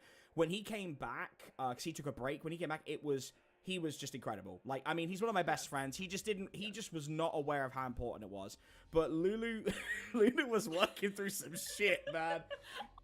I maintain that I have nothing against Victor Mendoza, but I do think it was really It was funny. very funny. The way I said that apparently made everyone think that I didn't like him anymore. So good. I don't know where it came from. I don't know. So good. But yeah, in that, you know what's even more funny about that is, like, people who haven't heard that are gonna think that I was like some like, I don't know, some like evil kind of character. She's literally just a drama queen, and she's literally we have some femmes in our chat. She was the definition of like a passenger princess, like immensely entitled, and I don't even like anyone who's in America. I mean, most of my members are America. Like, the it girl in high school, mean girl's personified. Like, it's crazy to think. Wait, hold on. Oh no, you weren't born after Mean Girls. I just had to think about that for a second. That really would have freaked me out. But she was a mean girl, and anyway. So that kind of thing I enjoy doing, and D&D's a little different because I have to improv it. That's a little scarier for me, but in terms of like having a role to play, good shit. Love that. Yeah. Love that. And then the second part of that question, what voices I like to do, I'm not like TJ. I can't do a million different types of voices. I can do this one, and a higher and a lower pitch of this one. Your Sparks voice is good. I was gonna say that is a recent addition. I've always been able to do like 3 accents consistently, and that's a very loose definition of consistently. But one of them has been the Southern accent, and I do. I don't know how much I'm able to talk about that yet, but my character after Callista, sure. Yeah. My character after Callista, I went in the complete opposite direction of what Callista's voice is, and I have had so much fun voicing her. I genuinely love playing her character. Sparks is like a just turning 18-year-old pyromaniac who has a talking flamethrower called Ember, who I'm going to step in and it's like, "Hey, Callista, wanna burn things?" Like, and only she can hear Ember. And when she twists the nozzle and changes it, he's like, burn everything. Like, he has a whole different set of characters. And the whole point of the Gunkersons was, and still sort of is, like, we paused it after all because we had so many scheduling nightmares and we all needed a break. But the Gunkersons was our Blades in the Dark campaign, then it went to D&D, and effectively it was bad people doing bad things, and my aim was This takes place in the year between Sturgeon's Nightmare Detectives people going off, and we wanted to do a bit of a bad guys thing. It didn't work out the way we wanted it to, and so we've been on break for like, I don't know, like nearly 6 months. It's been a minute. Yeah, and we've all kind of come back. They've got a new player called Gabe, who has the sexiest voice you'll ever hear. I do have some cast members lined up for the D&D game in the new year. They, that's why I said he, I just saw Flebs come up. That is going to have some particular voice people in it that are known. That is all I'm going to say, because until it's done, I'm not talking about it. It will probably not be for a while if we have fun with the shitpost thing. We're going to test it out on with you guys, and I hope that helps. Doing it live, obviously, we just need to have a good video feed, because you're not going to see any of us. I don't know whether to loop this or do something else. I'm not sure what you guys would want. Got some inspiration from good old Flebs. So I just want to say, only in the sense of the fire thing, personality wise, exact opposite of Flebs. Should we clarify the Flebs thing? You think it's worth mentioning? We can. Really briefly, because we still got a good 40 minutes. We want to do some readings. This is probably important to mention. Flebs does not play with us. No. There comes a point, and this is not spoiling anything for any of y'all, but there comes a point near the the beginning of the last arc, where Flebs effectively stepped away.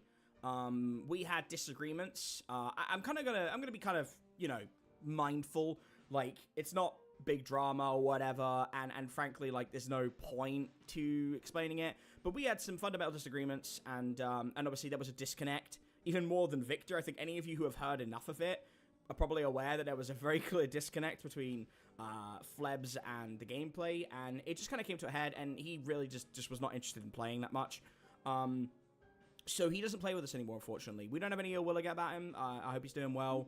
But it is just something that, like, one minute he's there, the next he's not. And it would be wrong to kind of, not let you guys know that now that enough time's passed. Yeah, and like you said, we don't hold anything against him. No, not at all. But at the same time, we're not we're not super in contact with them anymore. So no.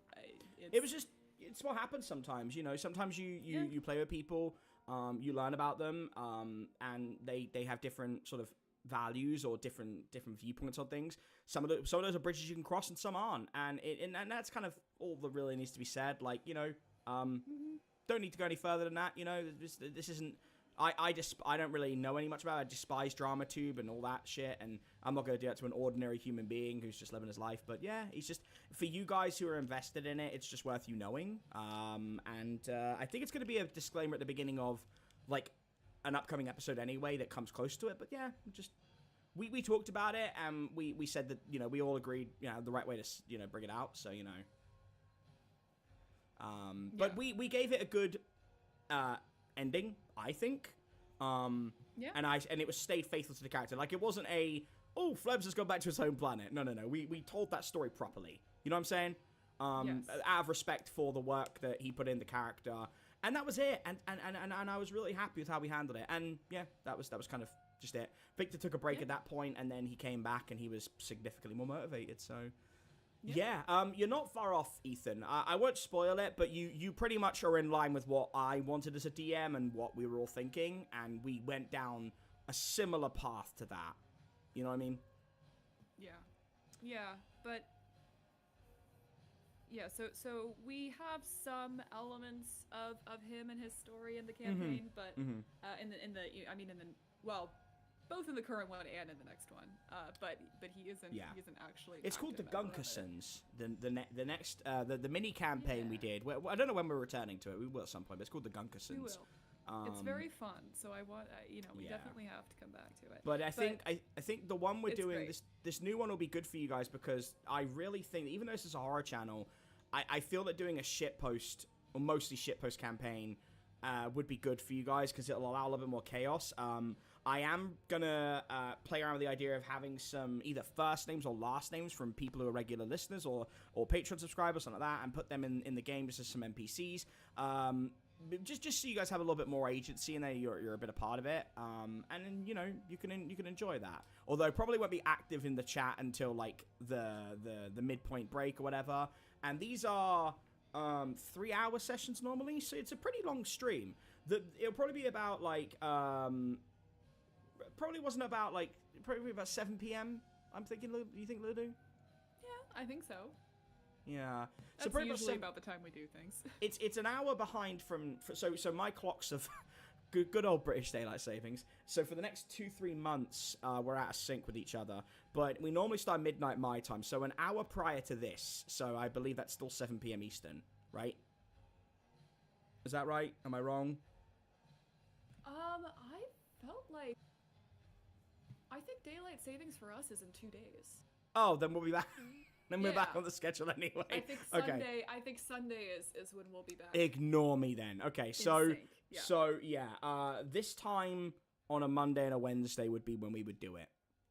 But it might be that we only do once a week, depending on how we want to do the streams. I got to figure it out with everybody. But yeah, it'll be a 7 p.m. thing. We'll do a pre-waiting thing, and then we'll bring everybody in. You know, I think that'd be really nice. And I've wanted, since we did the very first campaign, to bring the audience into it. It also helps because, like, for you guys who want to watch it, but it's like you can't catch up for a while, like, it's just there, and I just thought, you know what, that's much better, you know? Hey, I've been, I might regret saying this out loud, but oh boy. I've been struggling to come up with some details for my character for this. If anybody has any suggestions, put them down there, and maybe I'll use them. Well, I know. I mean, Ocean's listening actively. Clue's got a question, by the way, for you. Who has the best horror screen? BS is an artist, so you got someone there. Ethan is very invested in the campaign. Jamie has gone through our whole lore, and Mike has been in this chat all night. So, I think you're gonna have something. So gang, while we answer that question. Have a little think, and then let us know in the chat. We'll be on for a little bit longer. We've still got a preview to show you, and I'll probably do it because the only one's about 5 minutes. And Act 1, Scene 2 for those who came late, and we'll do a couple of short story readings. But Lulu, who has the best horror screen? You mean like between us, or just in general? Yeah, could you clarify, Clue? Because I was gonna say, if it's between you and me, it is not me. I've heard your roles and other things before. I can guarantee that it's not me. And to be clear, I don't even think I've tried to do it. I live in an apartment, you guys, so I don't think I've ever even tried, nor do I feel. Lulu, don't lie. You live in people's walls. Stop lying. Like, come on now. Okay, yeah, but that's what I mean, though. Like, I don't, it's not conducive for... You guys think I flicker as always is like a cute little, I'm here and I'm not? No, it's literally, I flicker between your walls. Exactly, and worlds sometimes. It's a whole thing. Background for my character. None. Literally, so... The only parameter... Zilch. The only nothing. The only parameter is that she's we're doing like a villain thing or like a bad guy thing. That's it. My character's a bad person. Yeah. And well, badish. I mean, bad adjacent. Well, you do know. You've told me something. So, do you mind if I tell them what you've told me? Sure. It's flexible. Yeah, because I've got some ideas anyway, but like it's basically Jessie from Team Rocket, guys. She's gonna have her own James and probably their own Meowth, and it's a blatant rip-off of Team Rocket's Jessie, and that's fine. So I'm gonna be the James, obviously. But obviously, take out Pokemon, put in nightmares. That is what she is. She is capturing nightmares to absorb their power. But then the fucked up bit is she's absorbing their powers, kind of like a really screwed up Avatar. Like she will drain their essence and absorb them. And Clue says of everyone. So I assume everyone. Oh. Yeah. In general. Yeah. God. Well, I'm still bad at answering that question because I haven't seen that many horror movies. But I'd say it's Liv Tyler. Honestly. after watching The Strangers, I mean, her and I've got a really unusual one is, oh god, what is his name? It'll come to me, hold on, from the very first Saw film, Leigh Whannell. Leigh Whannell's scream at the end of when Jigsaw's, like, shutting the door on him is so good. So good. So probably them. I'd have to really think on it. A lot of Asian horror has very good natural screams as well. Yeah, I'll think on that. But that's a really good question, Clue. Thank you. Yeah. But yeah, so have a little think on that. Let's quickly do, so we'll do the other scene. This is Act 1, Scene 2. And then we'll do a little reading for you two. And yeah, Orochimaru would be great, but Lulu can't play someone that creepy. She's not creepy enough. But yeah. You're really not, love. I'm sorry. You're not. You can't. You are not JJ. You're not her. You're not him. I believe it. Erenbor's workshop. You have seen the calamity unfurling in our sky, I presume? I have not. I have no need to. It is by my design it dwells there, growing in stature with each pair of sapient eyes befalling it. Your planning is clearly beyond my reckoning. I do not wish to speak out of turn. The visions you impart to me, they have granted wondrous machinations, tools of destruction man could only glimpse within a shameful dream that he dare not utter to another soul, even with stains on his person. What would you have me do with these artifacts bestowed by their majesties? I sense great secrets within, powers not befitting of man. You are a master crafter, Erenbor, daughter of Elamal. You will play a pivotal role in the events unfolding. Your tools shall help turn the tide of conflict, usher in an age of Malum. All will fall to its knees at the Emperor's feet, for it must be so. The undefinable will take the throne, the flaxen will be strewn across the Holy Court, the bonds of blood shall be tested, and all will ultimately bask in the glow of the dissimulation. This is what must come to pass. I still do not understand why you came to me. Why not to the Emperor or his advisors? I am gifted with my hands, yes, but I am limited in my capacity. What shall I do next? Be patient, Erenbor. There will come a knocking at your door with a false voice. You must recognize it and not let it in. To do so would cause a calamity to befall the kingdom. For now, work on your tools. Provide them for the Emperor, and be patient. We will meet again soon. Do you see, my prince? The sore on the skin of the sky is no coincidence. It is divine providence. This is further proof of such a thing. I saw in the formation of our great and bountiful cosmos that something would come into our borders and infect us slowly from the inside out, rotting the flesh and writhing in the wounds, poisoning the mind to believe it is something it is not. The detritus it leaves behind forming more vile abominations that will eventually take over the kingdom itself. This is the end I spoke of. The potential of a calamity does intrigue me, Master Vedanta, though I am more so captivated by the entity that Erenbor appears to be speaking with. Perhaps a sickness of the mind beguiles her to speak in a second voice. The woman is clever and talented enough with machines to do so. Perhaps even finding a way to record her voice and carry it out of a musical instrument. Or collusion with these people from Harper's Wake. If that is so, she's to be brought before the Emperor, my father, and tried for treason. My prince, to act rashly is to march into death. Say you were to barge in there with accusations aplenty. How are you to know you would not immediately be struck down by a trap, a machination of Erenbor's making that gravely wounded you? There would be outrage, yes, But Erenbor is a famously private tinkerer, and you know of this. The blame would be on you, as would the consequences of any damage. Furthermore, we both know what your father would say if you brought to him such accusations with no proof beyond hearsay, do we not? One's word is merely one version of a larger story. It is not the full tale. Very well, Master Vedanta, I relent.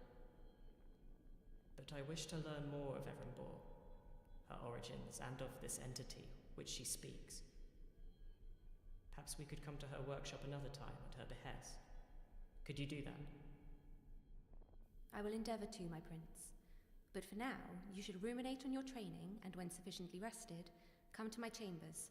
There is something I wish to show you. Something to better understand the stars themselves and the entity with which Erenbor may have been communing with. The mice did come knocking on one summer's eve, their curiosity taking them down a long and winding tunnel. It was too late for them to return to the surface where the light gave them strength. The path was too narrow. The only way was forward on tired and broken paws, their skin stripping itself to the bone, and eyes, though accustomed to the void, losing their shape. Through strife, suffering, and sheer will, they came to the end of the tunnel as the sun hit its peak and burned all things on the surface. There they saw a formless being offering them shelter in exchange for something they were petrified to give up, even in their simple-minded states. But it did not matter, for their fear gave way to a desire for security, and so they embraced the formless beast. But of course...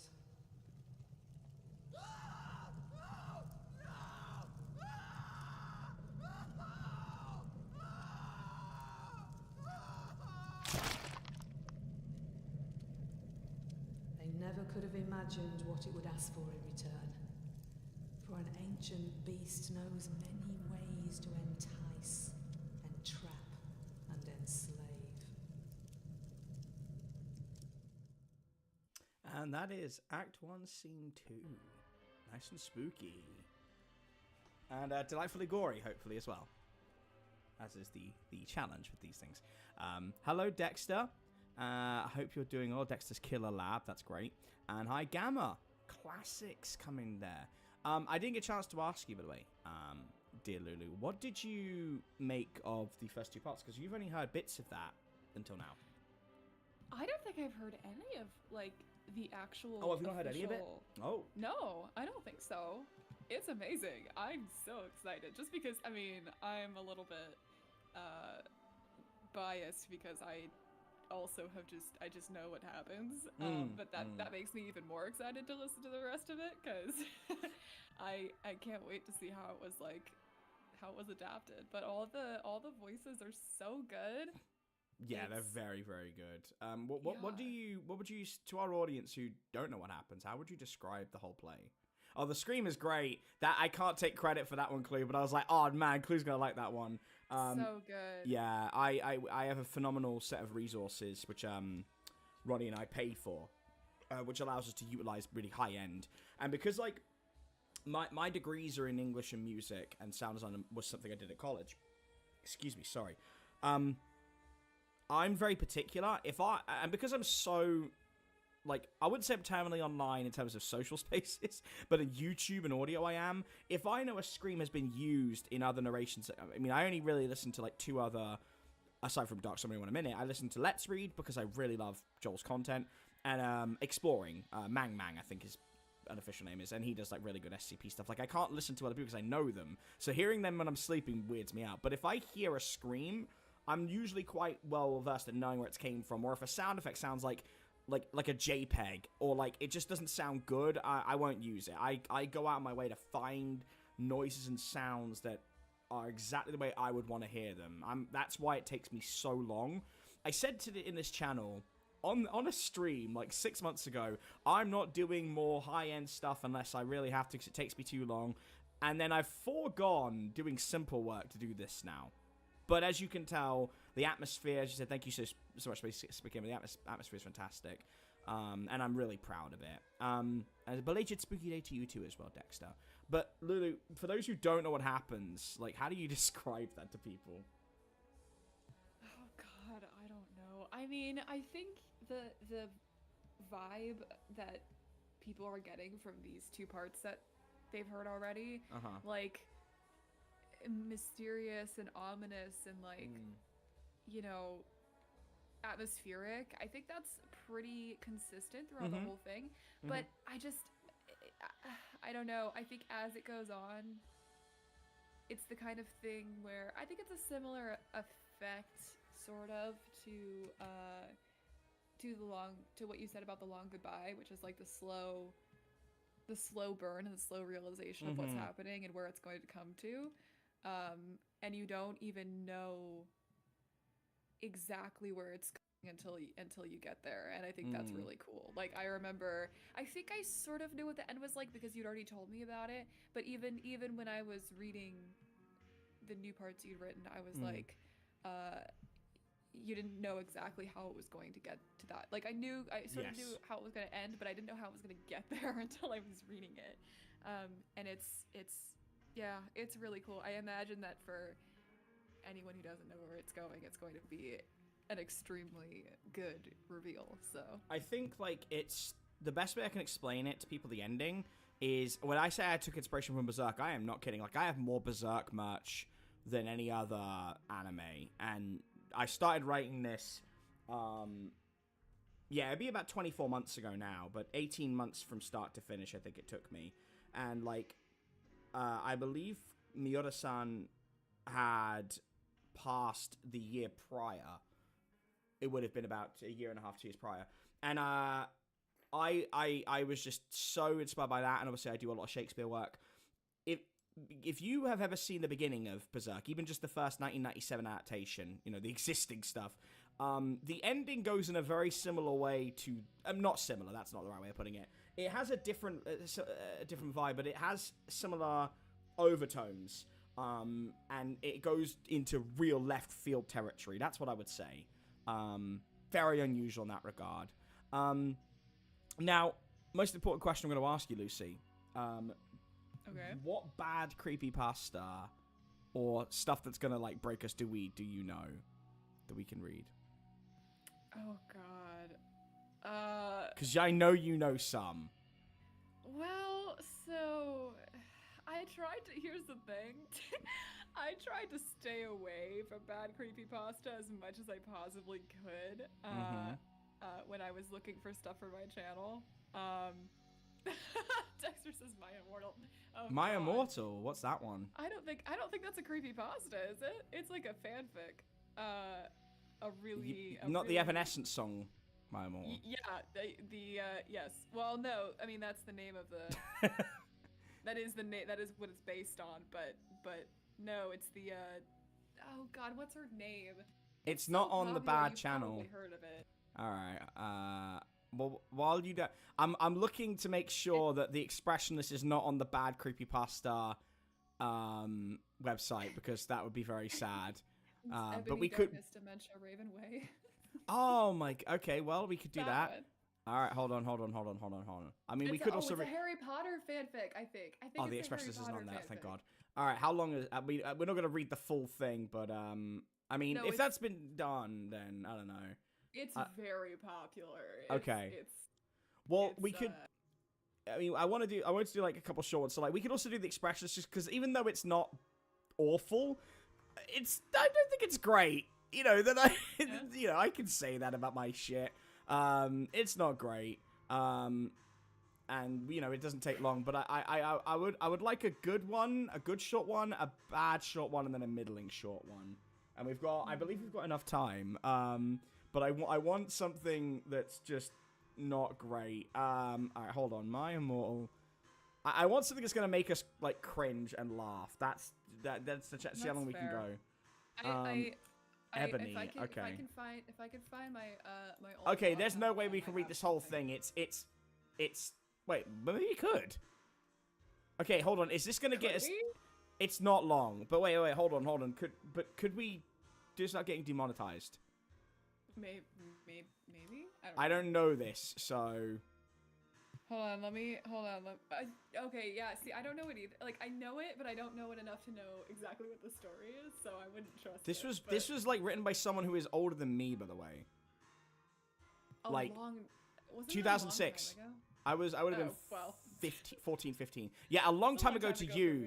You fucking... a long time ago to me. You fucking Gen Alpha. Like... Hold on, let me see if I can find my old Wattpad. I bet I could come up with something. Okay.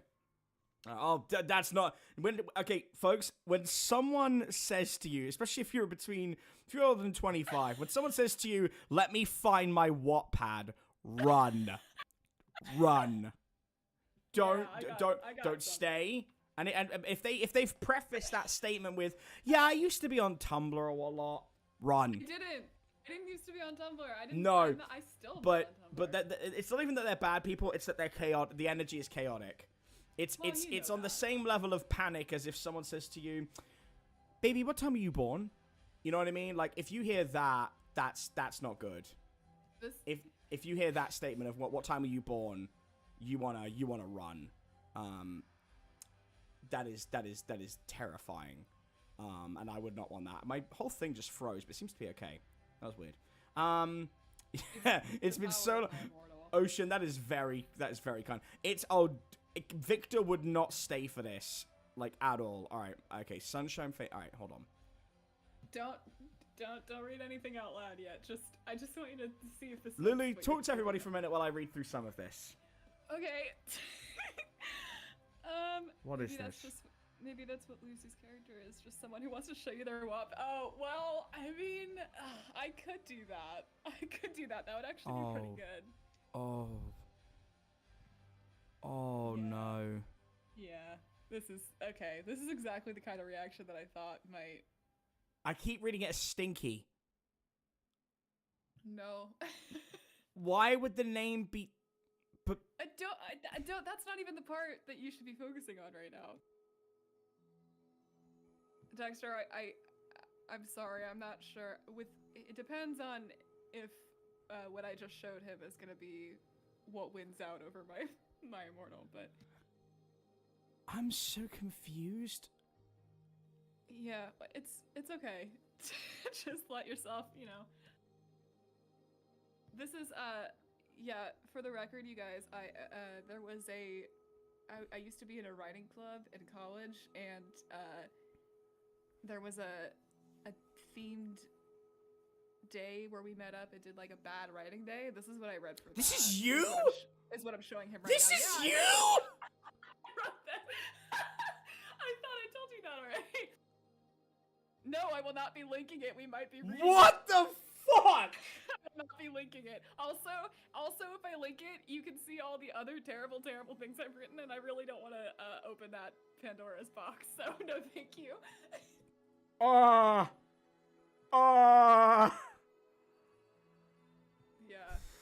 All right, no, we're reading this. I knew you were gonna say that. All right. Let's I just. All right, gang. Let's dim the fucking lights. I just want you to know that this was my best try at a plot twist that I'd ever. All right. I'm turning up the mic. We're gonna get real close and intimate with this one. Oh. All right. Good. All right. So.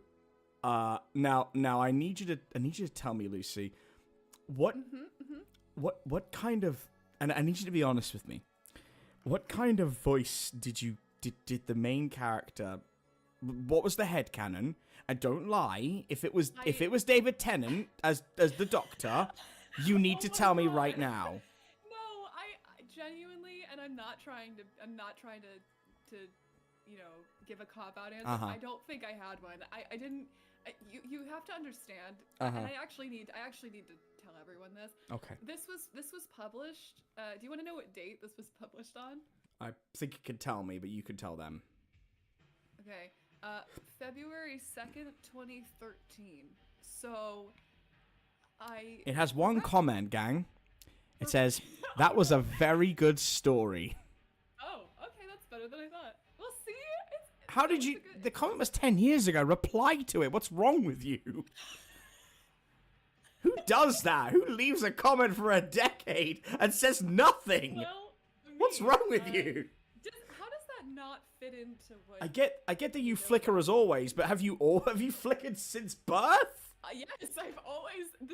Yes. I also now know how old you were when you did this, and I'm just glad that. Listen, I'm just saying, I'm really glad. If we ever find, and it's not online, you can Google it. It's nothing there. The Aronshik Archives. That was my very first attempt at a book when I was 16, and it was just Skies of Arcadia fan fiction. No one even fucking knows what that game is because most people didn't have played it. But it's so bad, and I really want to find it. I'm gonna read it out on the channel because I love being humiliated. Apparently. All right. Okay. So what voice am I giving this stallion of an individual? Because if you don't tell me, I'm going to give them the cringe anime protagonist character voice. Okay, that works. I could be the girl. Yeah. There are two female characters in this, I believe. Wait. Yeah, it's two. And I need music. What kind of music are we doing for this? We still have two other stories to read, so and we've got about 30 minutes before our cutoff point. So give me something. All right. Let's just do. I mean, do we want to do? Are we gonna? If we're gonna take this seriously, then it needs to be proper music. Oh, Hiki! Wow, you have joined at the right time, my friend, because we're about to activate your cringe gland. Guys, not only am I not, I can't stress this enough. Not only am I not linking this, I've actually also just now unpublished it from Wattpad. You're such a coward. You are such a coward. I don't want anyone linking anything back to me. I'm so serious. Your name isn't even on there. You have, and I'm not kidding. You have an actual legitimately cringe username, which is fine because you were 12. But it's a name. I think my name is on other parts of that account. Your name, but Lulu, you chose a name that is something Griffin McElroy would have said on a cringe ask. Yeah. Shut up. I mean that does not narrow it down. You're fine. I was 12, and it was my Warrior Cats phase, and I don't want to hear it. All right, I mean you said I did not say Warrior Cats, but yeah, it is exactly what a 12-year-old emo girl who grew up in the internet generation would put as her name. All right. I'm just gonna do the Doki Doki Literature Club theme. That's gonna be what we go with. Dexter said "Tiptoes" by Mew. Tiptoe. Wait, what? "Tiptoes" by Mew. Is that how you pronounce it? Hold on. By Mew. Oh, right. Okay, Mew as in. Okay, all right. Fine. I was going to do Doki Doki, but all right. But but is there an extended version? Because there is backgrounds. Okay. All right. Okay. We have two other stories. We've got to do a middle one and then a legitimately good one to wrap up on. So, for Christ's sake. Yeah. Dexter. God. All right. You won't find it, Ethan, even with that, because there's more to it. But I get to choose I get to use my Victoria voice for these. I think. Oh, you have to. I mean, one should be Victoria and the other one should be Sparks. Oh God. Okay. Because otherwise, it's just you and then breathy voice you. I mean, that's. Gang, if we could get 20 concurrent viewers every time, I will make her read more cringe of me. I don't have any more. This is. I've got no. I'll fucking find some. Oh, all right. Okay. All right, gang. I need to make this audible. So as much as I want to do my Professor Fringley, hey ladies, don't try to mess with me. It's gonna have to be I think the first two are gonna be me. I think that's the two girls. We're getting new viewers who are going to immediately join and then leave. Hi, Adam. I'm going to tell you nothing about what's happening. We've had some high grade thespian art from Sturgeon, and now we're going on to Sebastian. We are really hyping this up. It's not even going to be. It's not. No, I'm not hyping anything. Payne Gunkerson. No, I need to. No, Lulu, tell me, and then we can do this. The sooner we do this, the sooner it's out of the way. Follow your heart. You skimmed it. You know what the vibe is. I'm gonna just do a traditional. Anyone who's ever seen an anime in the early 2000s, badly dubbed harem anime, I'm just gonna go with that. Okay. Sparks is gonna sound like Payne Gunkerson, Ethan, if that helps. All right. Okay, gang. Okay. I give you Sebastian. Oh my god. even try to mess with me, Kathleen. I just did. Girls, there's no need to fight over me, I said lazily, sauntering in between them. There's enough of me to go around. Hold on! Pause the story. You're probably wondering what's going on. Well, I'll tell you. Hi, my name is Slinky. Well, actually it's Sebastian, but Slinky for short. Anyway, what's happening here is a short squabble between who should have a look at pure awesomeness. No? You don't believe me? Fine. The real fight is about who should invite me to their house for the weekend.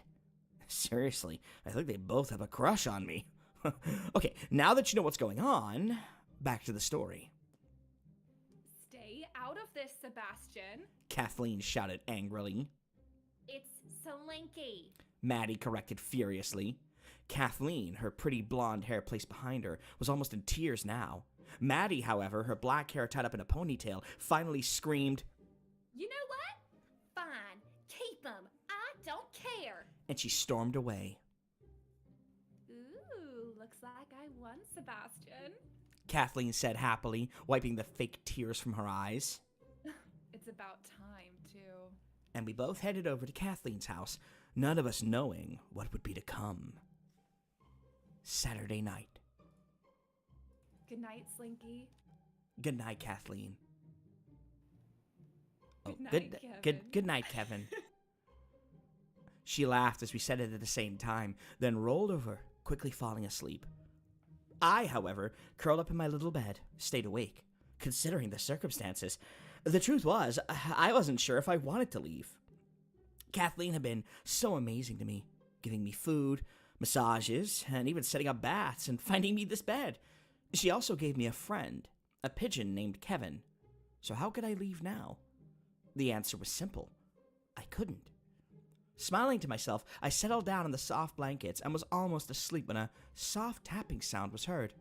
Lifting my head to see what it was, I was suddenly grabbed by the stomach and mouth. We need a music change.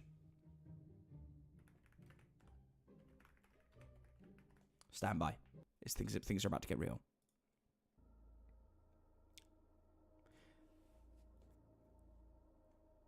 I was suddenly grabbed by the stomach and mouth, black gloves silencing me and winding me of all breath. I tried to call Kathleen, but their hold on my mouth was strong. Too strong. I was being kidnapped. My captor jumped through the open window, running across the sidewalk into their house, I was assuming.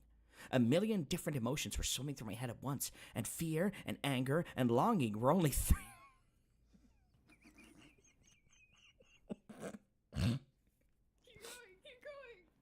Were only three of them. Finally, after what seemed like hours, the kidnapper slowed to a stop outside their house. Why did it look familiar? They went inside, setting me down on a table, but tying my arms behind me before I could attack. They stepped in front of me, admiring their work, and, slowly, took off their mask. I gasped. It was Maddie. Sunday night. Come on, Slinky. Let's go see if Kathleen has posted any missing signs yet. She really was a cruel girl. Sighing, I stepped out into the cold night air.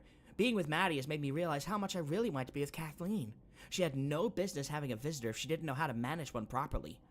Walking beside me, we both started walking down the downtown area where Kathleen lived, but we had to go through the eerie part of town.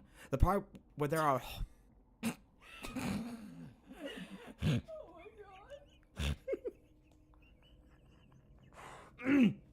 The eerie part of town. The part where there are hobos and alleyways and ghost stories about it. My eyes narrowed. I knew it needed to do something. I got Kathleen's attention, then pointed to an alleyway. It's a shortcut, I said convincingly. She nodded. Fine, let's go. We both walked into the alleyway, feeling a little creeped out by the looks of it. Let's hurry, okay? She stammered. I nodded, sensing her fear and smirking at it. She was about to get a lot more frightened than she already was. Suddenly, I jumped on her, making her cry out and sending her tumbling to the ground. She screamed as I made big marks on her chest and blood seeped out, making her cries weaker. Sebastian, no! She sobbed. Please don't. But it was too late. I didn't like her, and so I had to do something. So I held her there. Jesus Christ. Held her there until she died. 12 years old. Getting off her after made sure she wasn't getting off her after she made getting off her after made sure she wasn't breathing.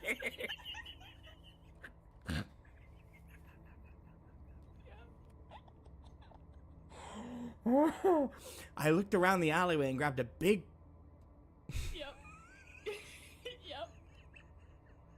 Yep. I looked around the alleyway and grabbed a big pile of carrots.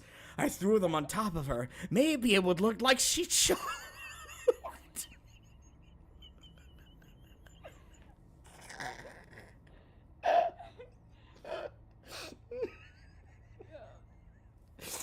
You know when a psychologist goes, this child's got some real... Oh, nope, they're just stupid. They're just really stupid. No, that wasn't possible. You can't choke and have blood be everywhere. Well, you can, but yeah. Anyway, no one would suspect me. No one. I padded out of the alleyway, my tongue swiping along my jaw. That was almost too easy. I carefully sheathed my blood-stained claws, being careful to head in the direction of Kathleen's house. It was easy, I could see in the dark. I flicked my tail irritably at a mosquito, purring at the realization of being back with Kathleen again. She'd pet me and stroke me and never let me go, just like I like it. So off I went, sauntering down the road to Kathleen's house. Yes, dear Kathleen's house, because it was just where I needed to be. No, scratch that. It was just where I belonged.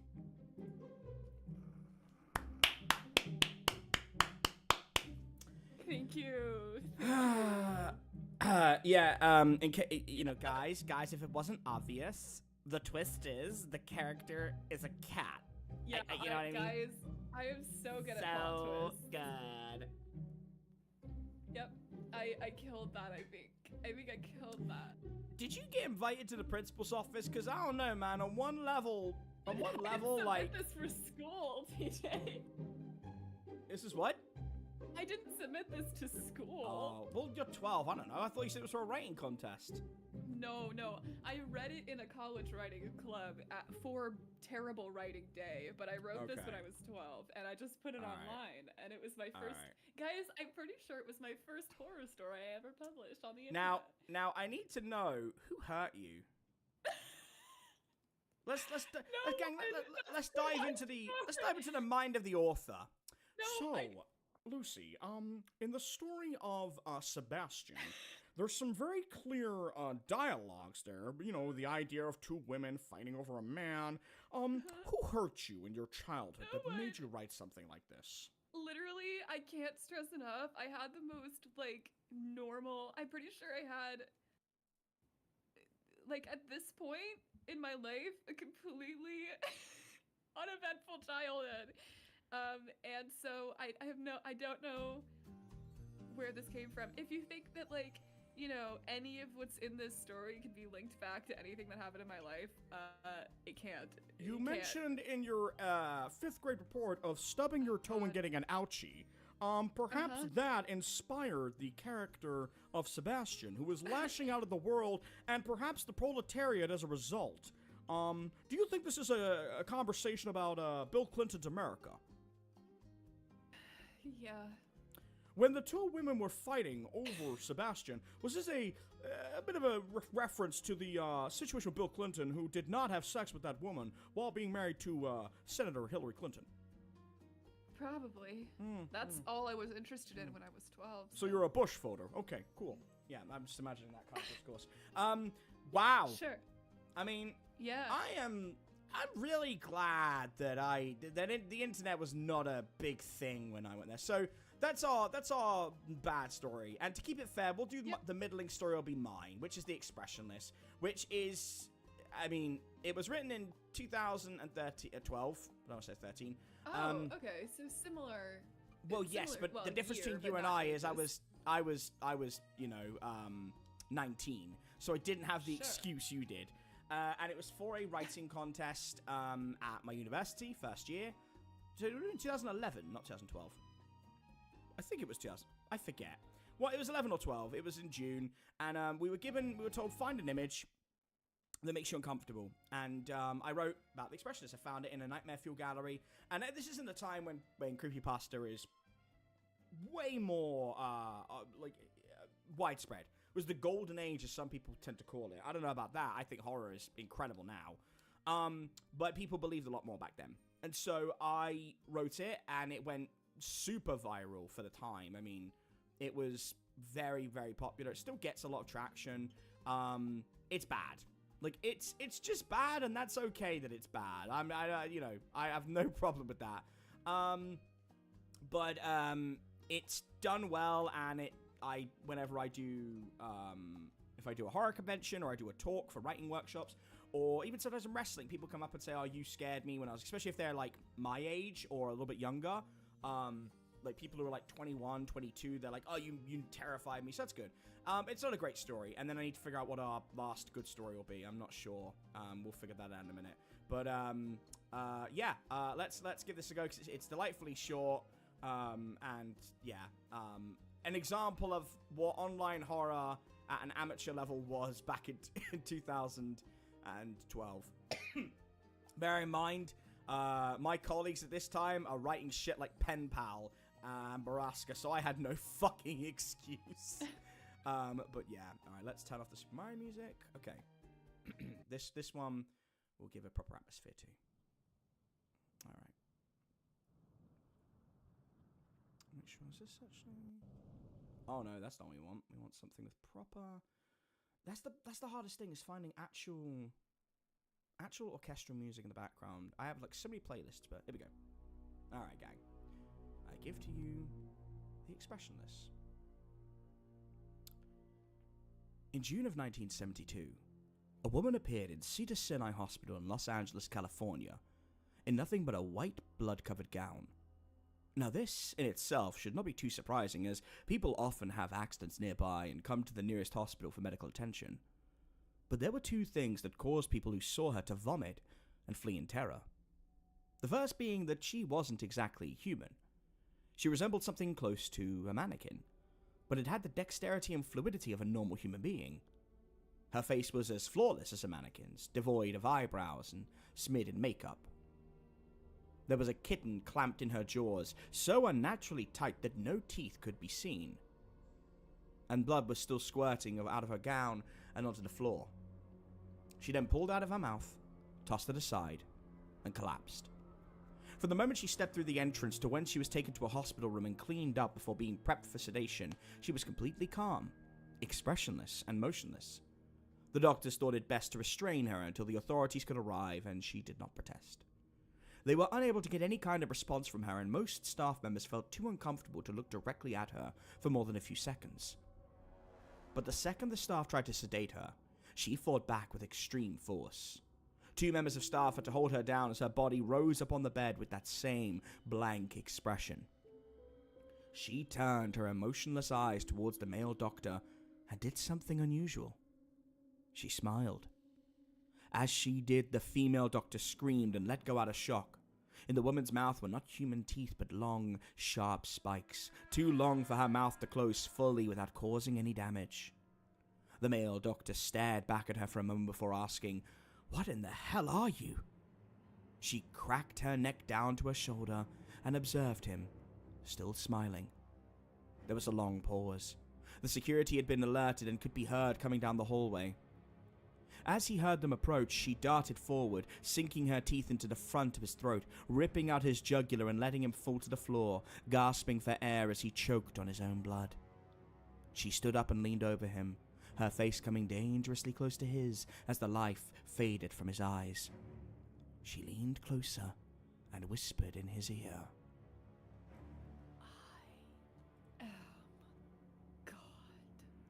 The doctor's eyes filled with fear as he watched her calmly walk away to greet the security men.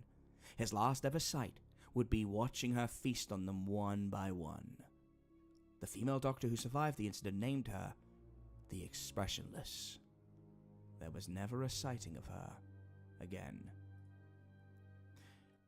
Terrible, terrible story. Okay. Terrible. And, like, so many things, repetition, face of a mannequin, I just, like, and the teeth too big for the mouth. Like, dude, it's so bad. I mean, it's not as bad as it, like... I like to think in canon, Lulu, that it's Sebastian in her mouth. She's biting down on. That's fair. I like to think that's where Sebastian's end comes into it. Lucy's was better, but then it is hard to beat perfection. I should ban you for that. I should ban you for that. Ethan. But it's too good, Ethan. It's too good. God. Yeah. No, I mean, It's, honestly... careful, Ethan. It's not a slippery slope. It's a slinky slope when you start talking like that. I'm never gonna live this down. I know it. I'm just gonna change your name in the Discord real quick, Lucy. Don't mind me. Oh, good. Okay. All right. You keep talking. Okay. I was just gonna say that your story. I mean, compared to the other things you've written, I see what you mean. But also, objectively, it's not terrible. It's not a bad middle school campfire story. Stop. Dexter. There we go. Just changed your nickname. I was gonna say, I'm so worried as to what you're doing. Just change your nickname on the Discord. Hold on a sec. Only our friends can see it, so it's fine. Oh no, it's changed it for me. Hold on. I was gonna say, I still see the same one. No. You should be. My nickname for Lulu, which is completely out of context for you guys, is Clyde Frog. That has been Lulu's nickname for me, and it will probably never change at this point. Now, we still have one more. I do have a suggestion, but it does... There we go. Let me change that really quick. There we go. Oh, God, that laugh. Oh, man. Oh. I am Sebastian. Yeah, I mean, there was a lot of people that scared, to be fair, Hiki. Now... I know you and I agreed on the time to wrap up. I was just wondering if we had time, because the story I was thinking to wrap up on was a live reading of In the Distant Travels. Ooh. But it depends how long you've got, to be fair. I mean, I have a little more time than I originally thought, but I probably have like 20 minutes? 20 Can we get through In the Distant Travels in that time? I don't know. I mean, maybe slightly longer, but I mean, I think we could. I think if we, we could do it in 20 minutes if we started now. All right, gang, okay. we're gonna wrap up with a genuinely. So this is from my my experimental book, same one as the play. This is already on. Excuse me. Sorry, very bappy. This is already on Ronnie's channel. It's a all sound effects, all singing, dancing version. This is one of my favorite horror stories, and again, the distance between these two in terms of time, there is a 10-year gap from the expressionist to this. This is done in a format that is like reading transcripts for true crime novels. So we'll give it a go, and then we'll probably have to wrap up quickly after that. I imagine now, with this being said, the long goodbye should be Monday. I'm so excited for you guys to see that. Patreon, you will be able to check out Act 1 and 2. I'll let you know more about the rest of the acts and where it's coming and where it's going. And then, obviously, hopefully we'll be doing a live stream for the first of the comedy-based one show on Wednesday. But yes, no, I have a Discord for us for the D&D thing. I am debating opening it up. We got to do a group conversation to see if we want to do that. And if we do, it will be access for everybody. And, you know, maybe we'll just give patrons a special role or something and a voice chat. But we're going to figure that out because we've been talking about it for a year. We're very up and down on it. But, yeah, I'll just get all the background stuff out of the way now. So to say thank you so much. And let's have a go, shall we? This is In the Distant Travels. Lulu, I'll give you... Do you have the link? Would you like... I've got the... hold on. If you could resend it, that'd be good. Of course I can. I'm sure I have it somewhere. This is one of my favorite things I've written. Yes. And, all right. Let's just keep this music going. All right, gang. I really hope you enjoy it, and it'll be probably a very quick wrap up afterwards. But yeah, I think it's mostly with the Discord. Just to say, like we've said it before, it's just that I'm very careful with fan interaction and like understanding the power dynamics and respecting that. Insofar that I'm very offline in that sense. So I want everyone to have a way to interact with each other and build a community, and a great way to notify you all when stuff's coming out. But it's just being very careful about stuff like that. And I'm very just mindful. That's all it is. And it's making sure that if we did it, we have respectable people who can manage it. And that's always the biggest problem with these sorts of things. But, yeah, as I said, we'll think about it and we'll go from there. But I really hope you have had a lovely time this evening, gang. And to wrap up our streams, here we go. This is a live reading of one of my favorite horror stories I have written in the last 15 years of doing this as a job. In the Distant Travels. Transcription started. 1st of September 2020. 11:07 a.m. Patient Lucinda G. would be reported missing by her family when she did not show up to work that morning. Due to Lucinda's predilection for mental breakdowns and bouts of mania followed by psychosis, it was quickly determined that she may have wandered off and could be a danger to herself. A search would be undertaken that evening, but yielded nothing. It would be several days before Lou, as she preferred to be called, would reappear disoriented and malnourished at a field not far from where she was last seen. When questioned on where she had been, she said, "The stars took me away, and nobody could hear their dancing." She then fell into a deep sleep, and when she awoke, had no memory of where she'd been. Preliminary health checks showed deep scars on her lower back, cuts on her inner thighs, and hesitation marks on her wrists. But Lucinda denied making these herself. She frequently asked for her parents and spouse, neither of which could be located. Lou was transferred to a medical facility until discharge and was approved. Lou was transferred to a medical facility until discharge was approved and was ordered to be put under monitoring until her new therapy session could be completed. A new specialist at the Inner Sanctum Therapeutic Services has been assigned to Lou. The following transcripts are a documentation of Lou's last known communications and movements until the incident occurs on September 29th. Transcription started 9th of the 9th, 2020, 2:42 p.m. Dial tone is heard ringing for 30 seconds before the answering machine kicks in. Hello. You have reached the office of the Inner Sanctum Therapeutic Services. Unfortunately, we are unable to receive your call at this moment, but please leave a message at the tone, and one of our dedicated team members will return with your call within 24 hours.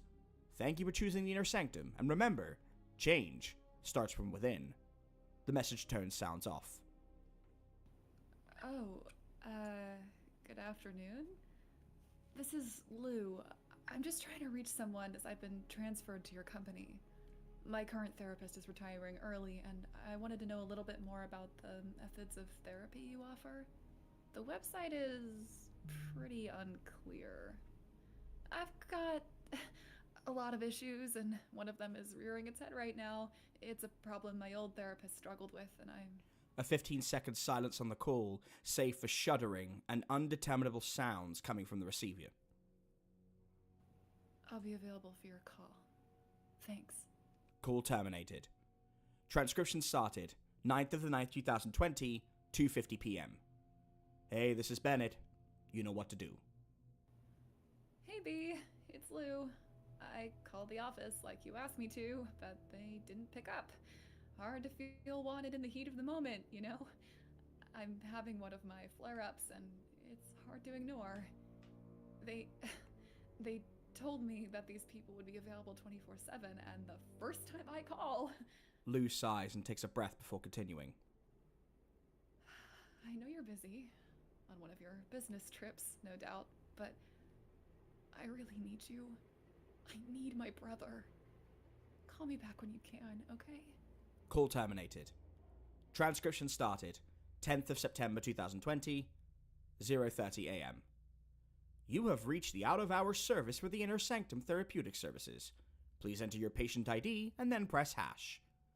Lou enters the numerical digits for her ID. Thank you. We are checking your patient records. You are assigned to Dr. Rawlings. Transferring you through now. Please hold. Hold music ensues for roughly 15 seconds before it connects. Hello. You have reached the office of Dr. K. Rawlings. Unfortunately, I'm unable to take your call at the moment. Please leave your name, number, and the reason for your call, and I'll get back to you as soon as possible. If it's urgent, please hang up and call emergency services. Thank you, and remember, within you, there is change. Lou mutters under her breath.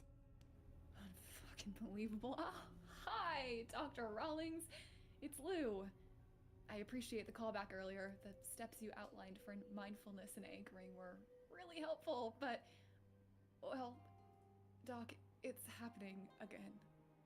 I told you that something had happened before to cause my fear of the dark, but I didn't really outline why. I was hoping to tell you using the out-of-hours service I pay for and perhaps put myself at ease, but you're not there. So... Lou pauses, and again we hear the shuddering noise alongside the sound of the wind whipping past them. It becomes clear they're walking through a trail in the dead of night. I'll just tell you now, and hope it reaches you before the morning. Maybe this'll help in itself. Okay, I used to bunk with my twin, Elle. We shared everything from food to clothes, hobbies to hatreds, dreams to nightmares, fears to... fuck, what would it be? Bliss. That. My older brother, Cochrane, used to bully us and scoff about how we were the weirdo sissy twins. Our youngest brother, Finley, just read quietly in Father's study and rarely ever came out or socialized with us. He was always detached. Mom, Dad, they were always busy with some stupid function, charity ball they didn't give a fuck about, or affair with the other snobby elitists, so we relied on each other. Lou pauses as the sounds of her footsteps stop and she turns on her heel. A sharp intake of breath followed by 10 seconds of silence, and then continuing. Sorry, I'm a little jumpy. I know that the more I tell you about what happened, the sillier it'll seem that I'm out in the night sky during the dead of night, but it was, one night when we were teens. Our beds facing one another in the spacious bedroom whose window overlooked the Dundela down below perfectly.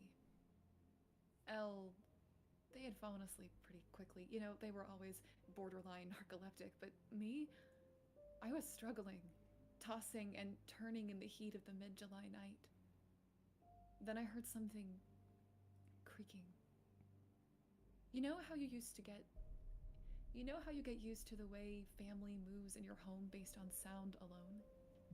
Well, these footsteps were unlike anyone's I was used to. Unsure, heavy, menacing. I didn't let on that I was awake, but I managed to creep my eye open just enough to take a peek at the source of the steps. There's a muffled sound followed by an exertion of effort. Lou seems to be maneuvering over something. It was a creature. I know that everyone has dismissed me and insists that I saw nothing, but I'm telling you, it was there. A weird skull that stretched up and had a ring around it, like a halo, coupled with hidden facial features save for bright, gleaming eyes. I thought I was seeing an angel, Doctor. It cocked its head to the side and reached out for me before I began to feel sleepy again. I remember floating, the cold air on my back just like this, and the sight of a bright, starry sky with one in particular twinkling at me before getting so bright it blinded me. And when I woke up, I was in my bed, and everybody acted like nothing had happened. Well, almost everyone. There's another long pause and Lou sighs. The stars sure are bright tonight. I think it's time for another trip. Thank you for listening, Doctor. Call terminated. Google search logs, 0:45 a.m. Holiday destinations. Holidays without passports. Holidays without providing information on self. How to leave country without passport. How to disappear. Alien abduction theories. Side effects of antipsychotic medication. Message sent to Bennett Cochrane. Subject: I need to talk to you. Sent 1:02 a.m. Bennett, you haven't been answering your calls. I'm getting anxious. Look, I know you've got a lot on with your business and that weird experiment you're overseeing, but can't you see that I need you? You and the rest of the family were the ones who urged me to see these people, but I can't even get them to answer. I just feel like I'm being forgotten. I had that dream again last night. I told Dr. Rawlings about it, but it's bleeding over into reality again. Before you say it, yeah, I know, stupid bullshit, but I can't help what I fucking see, okay? I left out that one part like you told me to, but he's never gonna believe me if I don't give him the full story. Can you check in on Phineas sometime? I'm not allowed to leave after dark, and he doesn't even have a damn phone. Maybe he's got some advice given the way he sees the world. I won't keep blowing up your phone or your inbox. Not that you'd even see it with your Do Not Disturb function on, but please remember, your sister needs you. Love, Lou. Song searched on phone. Gorillas. Every Planet We Reach is Dead. Jose Gonzalez. Crosses. Mazzy Star. Into Dust. Radiohead. Lift. Dark Ambient Soundscapes Volume 3. Cocteau Twins. Sea Swallow Me. Giles Corey. No One Is Ever Going to Want Me. Sadness. In the Distant Travels. Vessels. Yuki. Transcription started 28th of September 2020, 10:48 p.m. Hold music is on repeat. Lou has been waiting on for someone to pick up for approximately 28 minutes. Hello, you have reached the office of the Inner Sanctum Therapeutic Services. Unfortunately, we are unable to receive your call at this moment, but please leave a message at the tone and one of our dedicated team members will return your call within 24 hours. Thank you for choosing the Inner Sanctum, and remember, you are a chrysalis waiting to blossom anew. Discard your old skin. Okay, this is a message for Dr. Rawlings. I don't understand why I couldn't reach him, his voicemail, or anyone at this fucking therapy service. I'm in crisis and I'm paying you to... Lou breathes and takes a moment. Sorry. I'm sorry. I'm not in a good place right now, and I just need to talk to someone. Please, could you call me back as soon as you can? I'm having auditory hallucinations and I can't currently leave my bathroom, which I know sounds silly because it's my bathroom and my home. I have lived there for most of my adult life. Why would it suddenly be different now? But you know how sometimes when you maybe go see a scary movie or someone tells you something unsettling while out, you get back to your house in the dead of night with all the lights off, and your mind just runs through all the inevitable possibilities of what is behind your front door that you are now not 100% certain you've locked. Another pause. Hushed tones growing frantic as Lou reacts to something. That's how I feel now. I feel that there's something in my bedroom and that if I leave here, it will get me. The stars seemed different tonight on my walk. They followed me home, and I felt unsettled the moment I got through the door.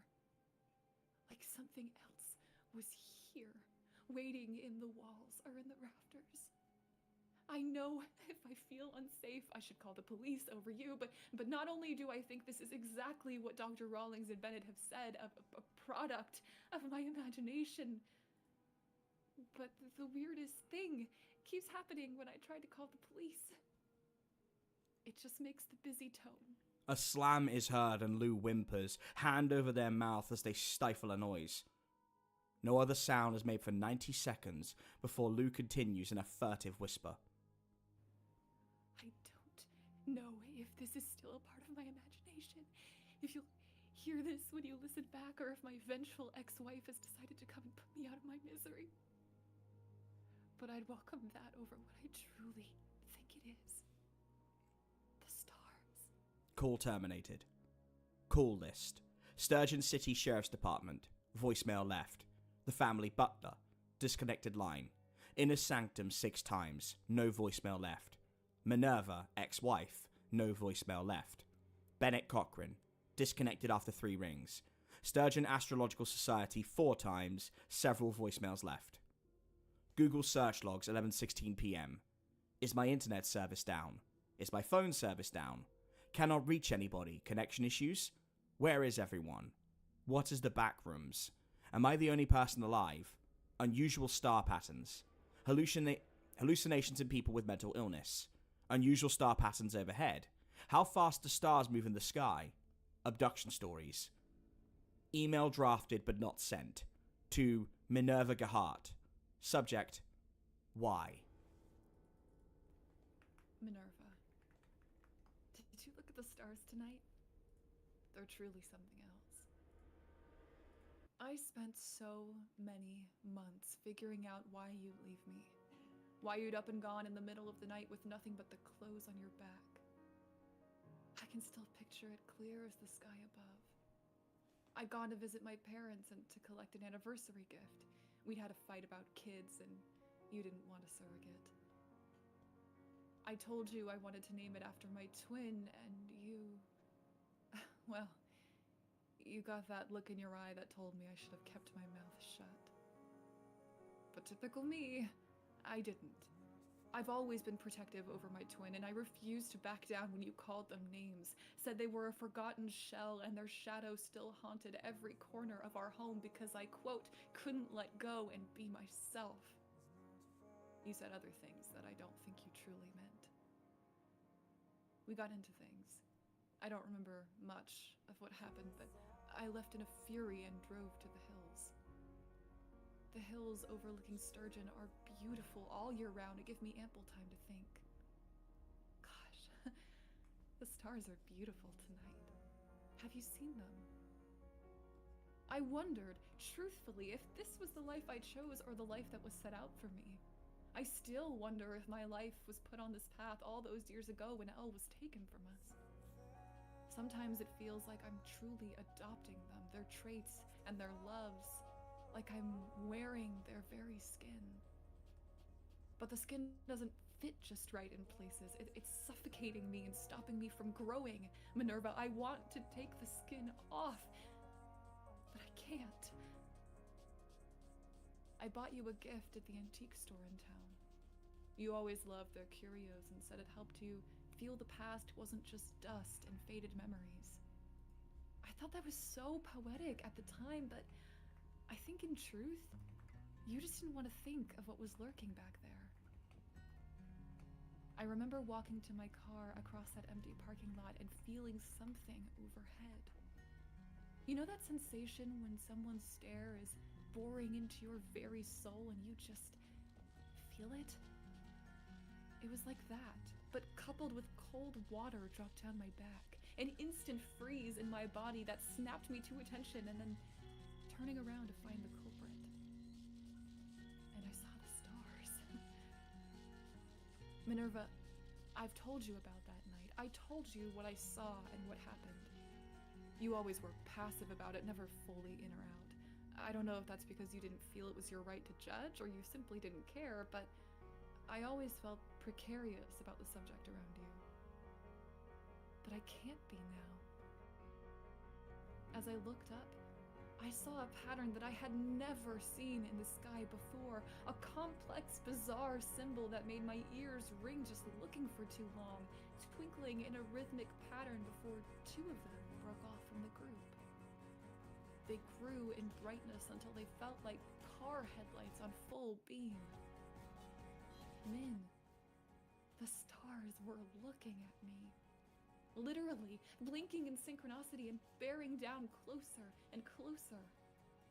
I took a step back and then began to run, the feeling of their burning light overhead as they followed me.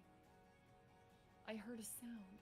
It was like the breaking of all the mirrors in the world, an all-encompassing smash that rattled my bones and made my blood boil. Then I woke up, hours later, with a taste of iron in my mouth and the feeling of itching in every facet of my skin, like I needed to peel it all off. I remember coming home and seeing clothes strewn everywhere, furniture dusty and rotting food like you let off a bomb in the house. I tried calling, but you refused to pick up. You never did like phone calls. I never saw you again. To this day, I have no idea where you went. Maybe they took you. Maybe you simply wanted a clean cut from me. I wouldn't blame you.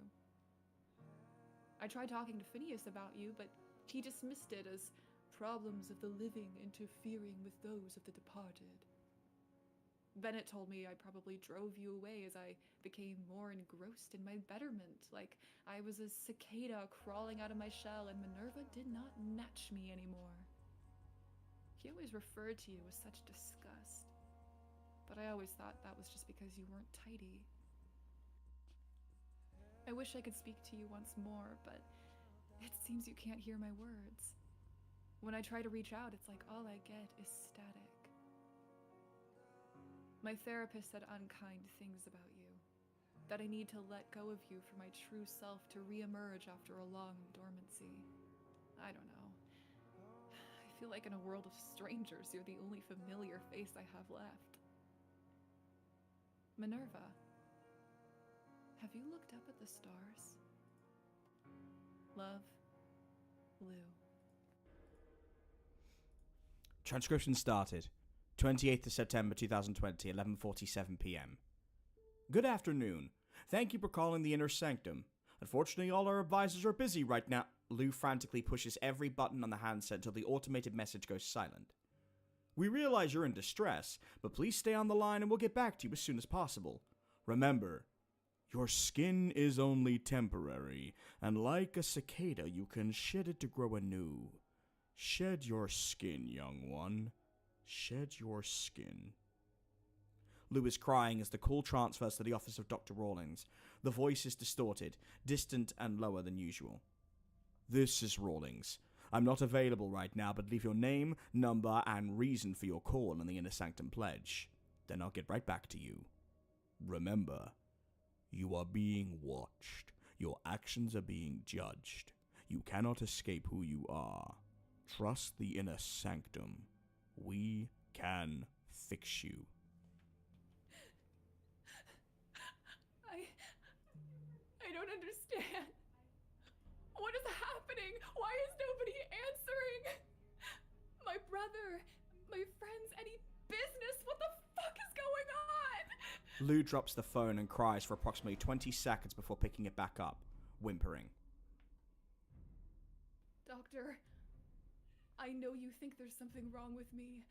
I know you think that my very identity is a construct of a broken mind, but I wish you could see what I see. I came out of my room when things quieted and found a shape sitting in my bedroom. It's just sitting in the corner chair watching me, not a single aspect of it viewable. I've been standing in my doorway for 15 minutes, observing me as I observe it. It hasn't moved. It doesn't make a sound. Am I hallucinating? Am I just crazy? Am I... Lou pauses as something mutters. Further examination confirms this only to be a human voice that is not Lou's. I didn't tell them everything. I did as I was told. I kept my promise. I swear I kept my promise. Please don't be mad. It wasn't my fault. A loud droning sound blasts through the speaker as Lou shrieks, and running is heard for roughly 30 seconds. The sound of doors being wrenched open and gravel under their feet as they run for the fields adjacent to their home. Once they stop, they breathe heavily for another 30 seconds until there is absolute silence for 2 minutes. Out of nowhere, Lou screams and the call disconnects mid-shriek. Heavy breathing and frantic tapping on the phone is heard as it begins calling. Hi there, you've reached Lou Gerhardt. I'm probably sleeping right now, but if you leave me a message, I'll get back to you. Lucinda, this is Dr. Rawlings. I've gotten your messages. All of them. I'm sorry it's taken me a bit of time to get back to you, but things have been busy on my end. Truth be told, I wouldn't be calling you back so late if it weren't for the concern your messages raised. There's a pause, some rustling on the desk. Lucinda, we cannot change what happened to us. We can only move past it. In your case, your desperation to make up for losing your twin has only intensified these unwanted changes and a desire to be something you're not. Judging by your other siblings, that seems to be a running theme. Now, I don't subscribe to the line of thinking that you could be whatever you want to be. Your identity is fixed from birth and not something you can change like a pair of underwear. Facts do not care about feelings. That dangerous rhetoric gets us to absolve ourselves of problematic past and gives us genderless bathrooms. Ugh. Rawlings clears his throat, phlegm dislodging and a loud swallowing noise followed by a shudder of disgust. Ugh. We have been here before, Lucinda. Every time you experience a psychotic break and regress into yourself, we have to pull you back out. There were no aliens, no specters of the dark taking you and changing you. Rawlings pauses and hesitates before continuing. The night they first, whatever it was, appeared, they were observing which one of you to take.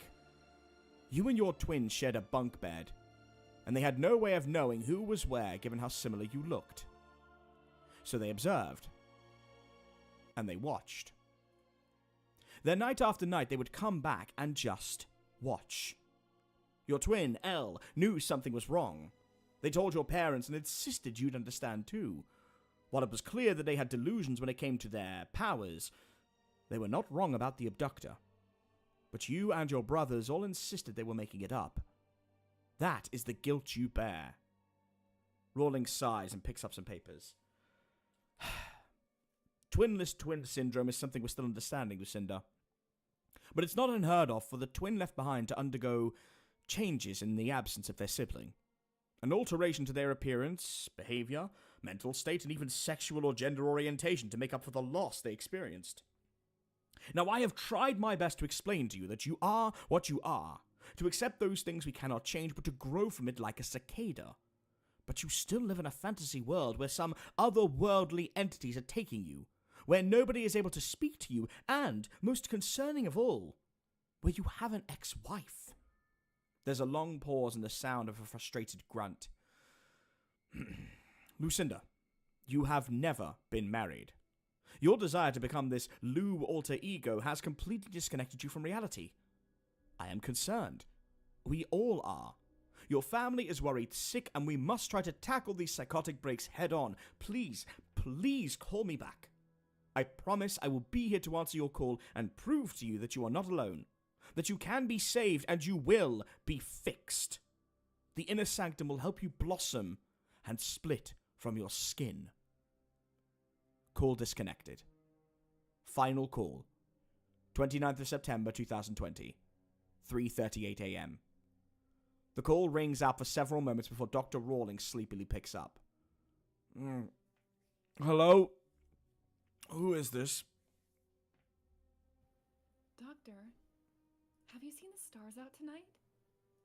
They're beautiful.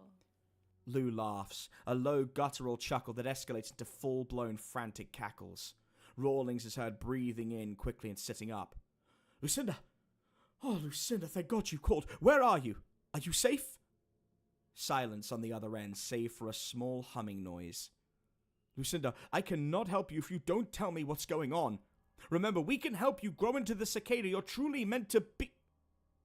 Doctor, did you see the stars tonight? They're beautiful. What? No, I didn't, Lucinda. But that doesn't matter right now. You need to tell us where you are. Your phone is not providing any information. It says you're nowhere. Dr. Rawlings, please, it's Lou. Now look outside, please. For goodness sake, Lucinda, you break curfew, disappear on your loved ones for hours on end, and leave frantic voicemails to everybody fearing the worst. Now you decide that it's time for some stargazing. How will this help anything? How will this show you've honed our teachings and truly changed? Kenneth, look outside. Now. Lou's voice is dreamy, distant, and as if intoxicated. Rawlings pauses before the sounds of him getting out of bed and walking can be heard. All right, Lou. I'm standing at the window and looking outside. Now what? The humming increases in volume and Lou laughs as a shocked gasp comes from Rawlings. Do you see the stars, Rawlings? Yes. Oh my God, what is that? Fuck me, what the fuck is that? Those are the stars, Kenneth. What are they? I don't understand. How is this? They're looking right at me. What are they, Rawlings? Beautiful. They are beautiful. Call disconnected. And that is In the Distant Travels. Just over, just about 35 minutes, but yeah. That is, we'll have to wrap up very quickly because I know Lulu has got to go in a second. But yeah, that was one of my favorite pieces I wrote. As I said, it's still a Sturgeon book, but it has been what I've dedicated 3 years of my life to this book now. And I do believe it's some of the best work I've ever made. Pushing the narrative. Obviously, there's a lot of themes that could be judged from that. The number one thing being gaslighting and the idea of when you're in a mental crisis and just no one is, no one is basically, answering the phone. No one's there for you. It's a very isolating thing. And most people who have ever suffered any kind of depression or mental illness know what that's like. And even people who haven't, people who are just lonely, especially during the pandemic, they know that isolating feeling. Interspliced with some other things. Lulu, as has been said, Lulu the goat, just chef's kiss. Even for a live stream with 20 people, just voice acts like a beast. I imagine your roommates are probably like, "Oh my god, is Lulu okay?" I had to text them because I was like, they were sitting at the dining table, and I was like, they could probably hear you. Be quiet, please. I mean, we could, but I just thought it was more of I felt really bad that we were keeping them. So please pass on a thank you for them for staying. But that story is one of my. The whole book's some of my favorite stuff, and getting to bleed out a little bit here and there for you guys is always good. I can't do the whole thing for the obvious reasons if I want to get it. It's going to publishers and whatnot, and they probably don't like any of it being out there, but who cares? But yeah, the play is chapter 6, and that is chapter 2. So I really hope you enjoyed it. So we're going to wrap up in a second now, gang. 3 hours. We did a big old stream today. So to recap some of the main key points, which obviously, if you've been watching the live stream come in late, you can go back. You can hear the beginning of Act 1. Which had some incredible actors from Unbound Theatre. Whether this goes up on my channel or it goes up on Dark Somnium, we will be promoting them anyway, but please show them some love. They are only, they're a local theatre. They don't have the kind of reach that my channel does or Dark Somnium does. They just, local actors, and some volunteers, some professionals. They are just amazing, and to be able to work with them and be directed by them is fantastic. They have a SoundCloud. I'm in quite a few of their Shakespeare things with Sounds and Sweet Airs. Please show them some love and support. Let them know that TJ sent you if you do decide to comment. Obviously, some people who hadn't listened to Lulu's channel, SpiritVoices is technically on hiatus, but by doing stuff like this, it's a way for Lulu's listeners to enjoy some more from you. Yeah, I was just saying in the chat, I've been meaning to make more videos for my channel, but I've been also saying that for months and months now. So I always want to come back, but as soon as I have the time to actually edit again, that would be ideal. Yeah, which but is I will do my best. Why Dusklight's kind of there, so that Lulu is able to do some narrations and not have to worry about the difficult part of editing or doing stuff with us. So hopefully, Lulu won't be able to be here for every stream, obviously, but if we can ever time them where it allows us to both read something, then it's a perfect excuse to get on and do them. But I love reading live, and I've only really rediscovered this recently, so I think for the channel to get more activity, so we'll have the live streams. Again, I'm going to check with our team, our group, to make sure they're happy with that. But we'll be basically hopefully going live by Wednesday, and it'll be 7 p.m. We'll maybe do 6:45 to get everyone in, and then we'll be running those. We'll obviously have the breaks, and then we'll probably about 3 hours, give or take, of those, which will be so much fun because, to be honest, there's no difference between doing it live versus with the gang, except that there's not a camera, pointing us on live stream, but otherwise it's the same thing you guys get in the end. So perhaps we'll do it that way, and then hopefully Monday you'll get the new, again, from this book, chapter 5, The Long Goodbye, chapter 4, sorry. I'm in love with that story. As horrible as it is, sometimes horror stories need to be uncomfortable. I'm excited for you to see that with Autumn Ivy. So when it's out, please go and show Autumn some love. Autumn has been the main voice of the Mortuary's assistant, is Arduin von Trier, narrated Beneath the Static and the Last Sin Eater on the Chilling app. There's so many good things that Autumn has done, and I am very lucky to call them a friend and a fellow non-binary ally. So yeah, definitely check them out. And then obviously after that, we'll probably do a live stream maybe Friday this time. Maybe probably be this time next week. We'll do another live stream. It might just be me. It might be me and Lulu. It might be me and Ronnie. We'll read a couple of stories of my own. And maybe, we'll get some other people in. Like, we'll see. I'm sure Dexter would enjoy being on for a little bit. So we'll see what we can do. We'll see if we can work some stuff out. Because I will definitely try to be on. My work schedule is slightly unpredictable, but a little bit less so now. Yeah. Because of recent developments. So I can potentially, I can probably do that. Heck but yeah. We'll see. But thank you. No promises. No. Well, Lulu is 50% of this channel, but it's always dependent on scheduling. Whereas for me, I have no excuse. I am the one who's logged in. So yeah. But to all of you, just to say, 16 people may not seem like a lot, but I will tell you this from friends who stream and just do it for fun. Just getting 5 people is a blessing. To get 15, to get 30, it's really cool. And I know with a channel of 10,000 subs, you guys are the ones who have notifications on. You're always active, so I'm very, very grateful. But I know that there are, just because I know the metrics, like we'll have 150 views when this is over, and there'll be about 600 by the time people catch up on the stream. So if we can get this on a habit, I would love to get 100 people in at some point, and I know that's possible. And we'll socialize in here if nothing else. So there's a lot of stuff coming up. As I said, if you do want to help support the channel, Patreon is there. But only do it if you have the money. Please don't do it if you don't. But obviously you'll get access to Act 1 and Act 2 of the play. That's an hour and a half of content, and obviously all the Nightmare Detective stuff. The Long Goodbye is probably not going on the Patreon because I don't know if I'm going to have it done before Monday. It might be a last minute thing. So that's probably going to be my Halloween gift to everybody, but we will see. But you're absolutely right, Stephen. And again, like Stevens, man, that dude is the guy. That guy shows up everywhere. So big shout out to Stephen. Yes. Any video in our community that gets put up, you will see Stephen's comment, and we notice it. We notice everyone of the regulars' comments, but it's really appreciated. Thank you to Ocean, thank you to Ethan, to Dexter, to Gamma for being back again, gosh,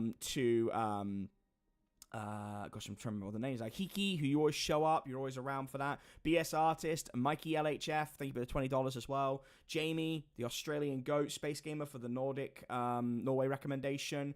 To I'm going back now a little bit further. Adam for showing up. BS Artist, obviously, for just being such a good sport. Talon, Jackson Lumley.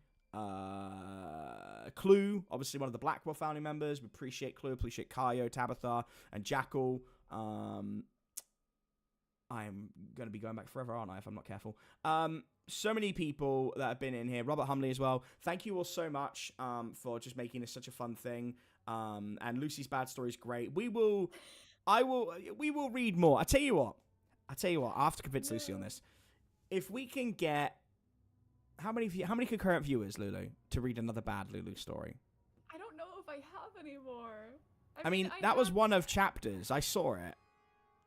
No, I have I have other stories on there, but they're not really horror. So have you got any cringe content that we can find? Because I've got cringe content as well. I mean, but I probably do. What if we? I'll have to talk to my off air because I don't want to say anything. But I have an idea of what we could do. Could also do you and I doing Human Fall Flat as well. Oh, true.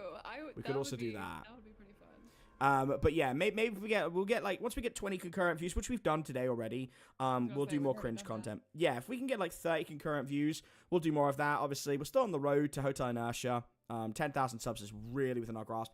If we'd uploaded more and stuff, I know we would have done it. We only need like a couple of shout outs from Ronnie, and that's down to me that we'll get there. So I have been writing it, but it'll probably be the new year. Ocean's dedicated. You see that? I will attend every stream, every video it takes. Or even though I am away, am anyway, pretty much. If it means more Lucy stories, you hear that? That's dedication. All right. Well, never underestimate an audience's love for cringe. If I can listen, yeah. If I can convert even one fan to a loyal dedicated viewer, I guess it might be worth it. Now, would you like people to come up and say that they were inspired by you as a young femme non-binary voice actor in the YouTube space, or would you like them to come up and say they were inspired by Callista and the journey of self-discovery and found family, or to say that they love you for Sebastian? Because I know which one I'd want. I mean, ideally, yeah, the first two, but I mean, you know, I guess like, beggars can't be choosers. Oh, Beggars I've just can't had be an choosers. idea. I've just realised we promised something we have to kind of we have to, what's the word? Deliver on next stream. Well, if that's Friday, but when we have to do Uncle Ronnie's Chuckle Bunker. We talked about this and we said we'd do it. Yeah, so, we did. All right, we will. The hardest thing is getting Ronnie on the same stream time as us. But whether it's the next stream or soon, we will get Ronnie on for a live rendition of Uncle Ronnie's Chuckle Bunker. Hold on, there was a different name for it. What did he call it? Nugget. Oh, the chicken. Oh my God, what was it called? Is it in the chat? And we'll find out before we go. It must be Nugget Chunklets, something like. I don't have it. It's Nugget Chunklets or something. Crispy Nugget Chunklets or something like that.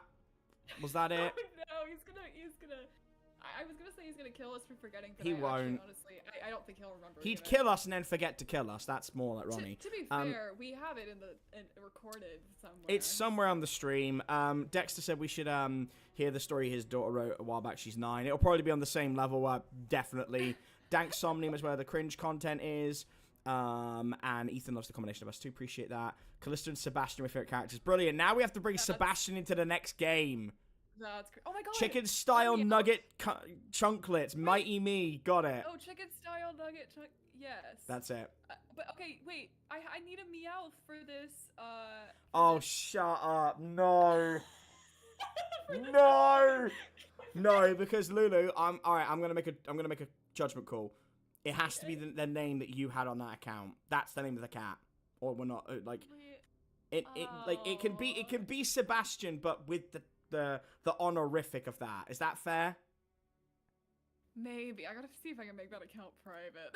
They won't find it. I think you overestimate how fucking common that username is. Well. Alright, what if I do a variant of it that won't get you found? That's sure. I will accept at least that. Alright. Something of a warrior cat name. And Sebastian. Alright, well, there you go, gang. Cringe has now brought its way into the next fucking campaign. And we're gonna have to bring the Uncle Ronnie's Chuckle Bunker and chicken style nugget chunklets into fucking Christ. As if we didn't already. We already have Big Chewy's House of Munch.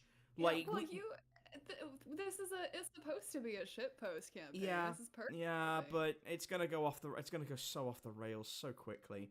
Warlock of the World Unseen, and it comes to the side of justice. Yes, he will. I mean, Endicott is in every campaign. I should mention, Endicott is. Apparently, there's a version of this wizard in D&D. But like, he is my most powerful wizard, and therefore will always turn up. Yeah, we will get there. But yeah, anyway, gang, 3 hours pretty much on the, we got over 3 hours, that's perfect. Guys, thank you so much. This is making me want to do more, so, yeah, next week I can guarantee you one new story and one new stream, but we'll hopefully end the week with another live reading. It'll probably be an old cringe story of mine, or not a good story of mine, and then it'll either be a fresh story that is going up on the channel or something from my past. We'll figure it out as we go. But basically, if you set all your lovely watches to between, I'd say 6:30, 6:45 p.m., and I will try and do a premiere on Wednesday for that. That one is most definitely going to happen, and I will let you know beforehand. Yeah. So before we go, I'll do you. Don't worry, Ocean. I got you. I'll do a little Endicott sign off. Oh, good. Okay.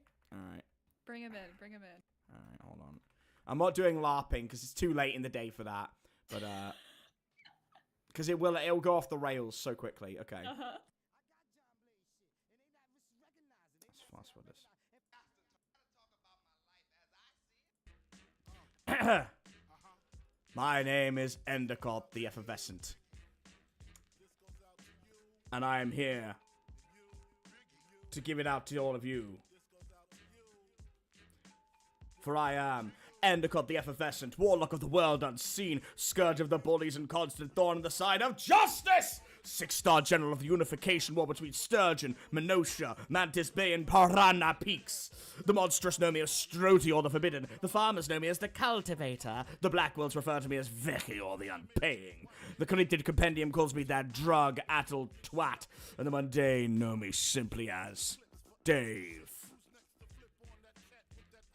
Don't mess. Talk to your lawyer when you get arrested. When I die, turn my ashes into a brick and throw them at a cop. Do not allow them to take record of you. The five are not your friends. And, before I forget, kick in the door, waving the 4-4. All you heard was Endicott, don't hit me no more. Kick in the door, waving the 4-4. West Side. And thus, Got it? our stream comes to an end. Are you happy now, Lucy? I was the one who asked for it, but I am happy, actually, incidentally. A pleasure, everybody. I love all of you very much. Stay excellent, stay wonderful, stay safe. It's a scary world out there. No matter what happens on Monday, we will be here. We will take your mind off of it. We love you. See you soon.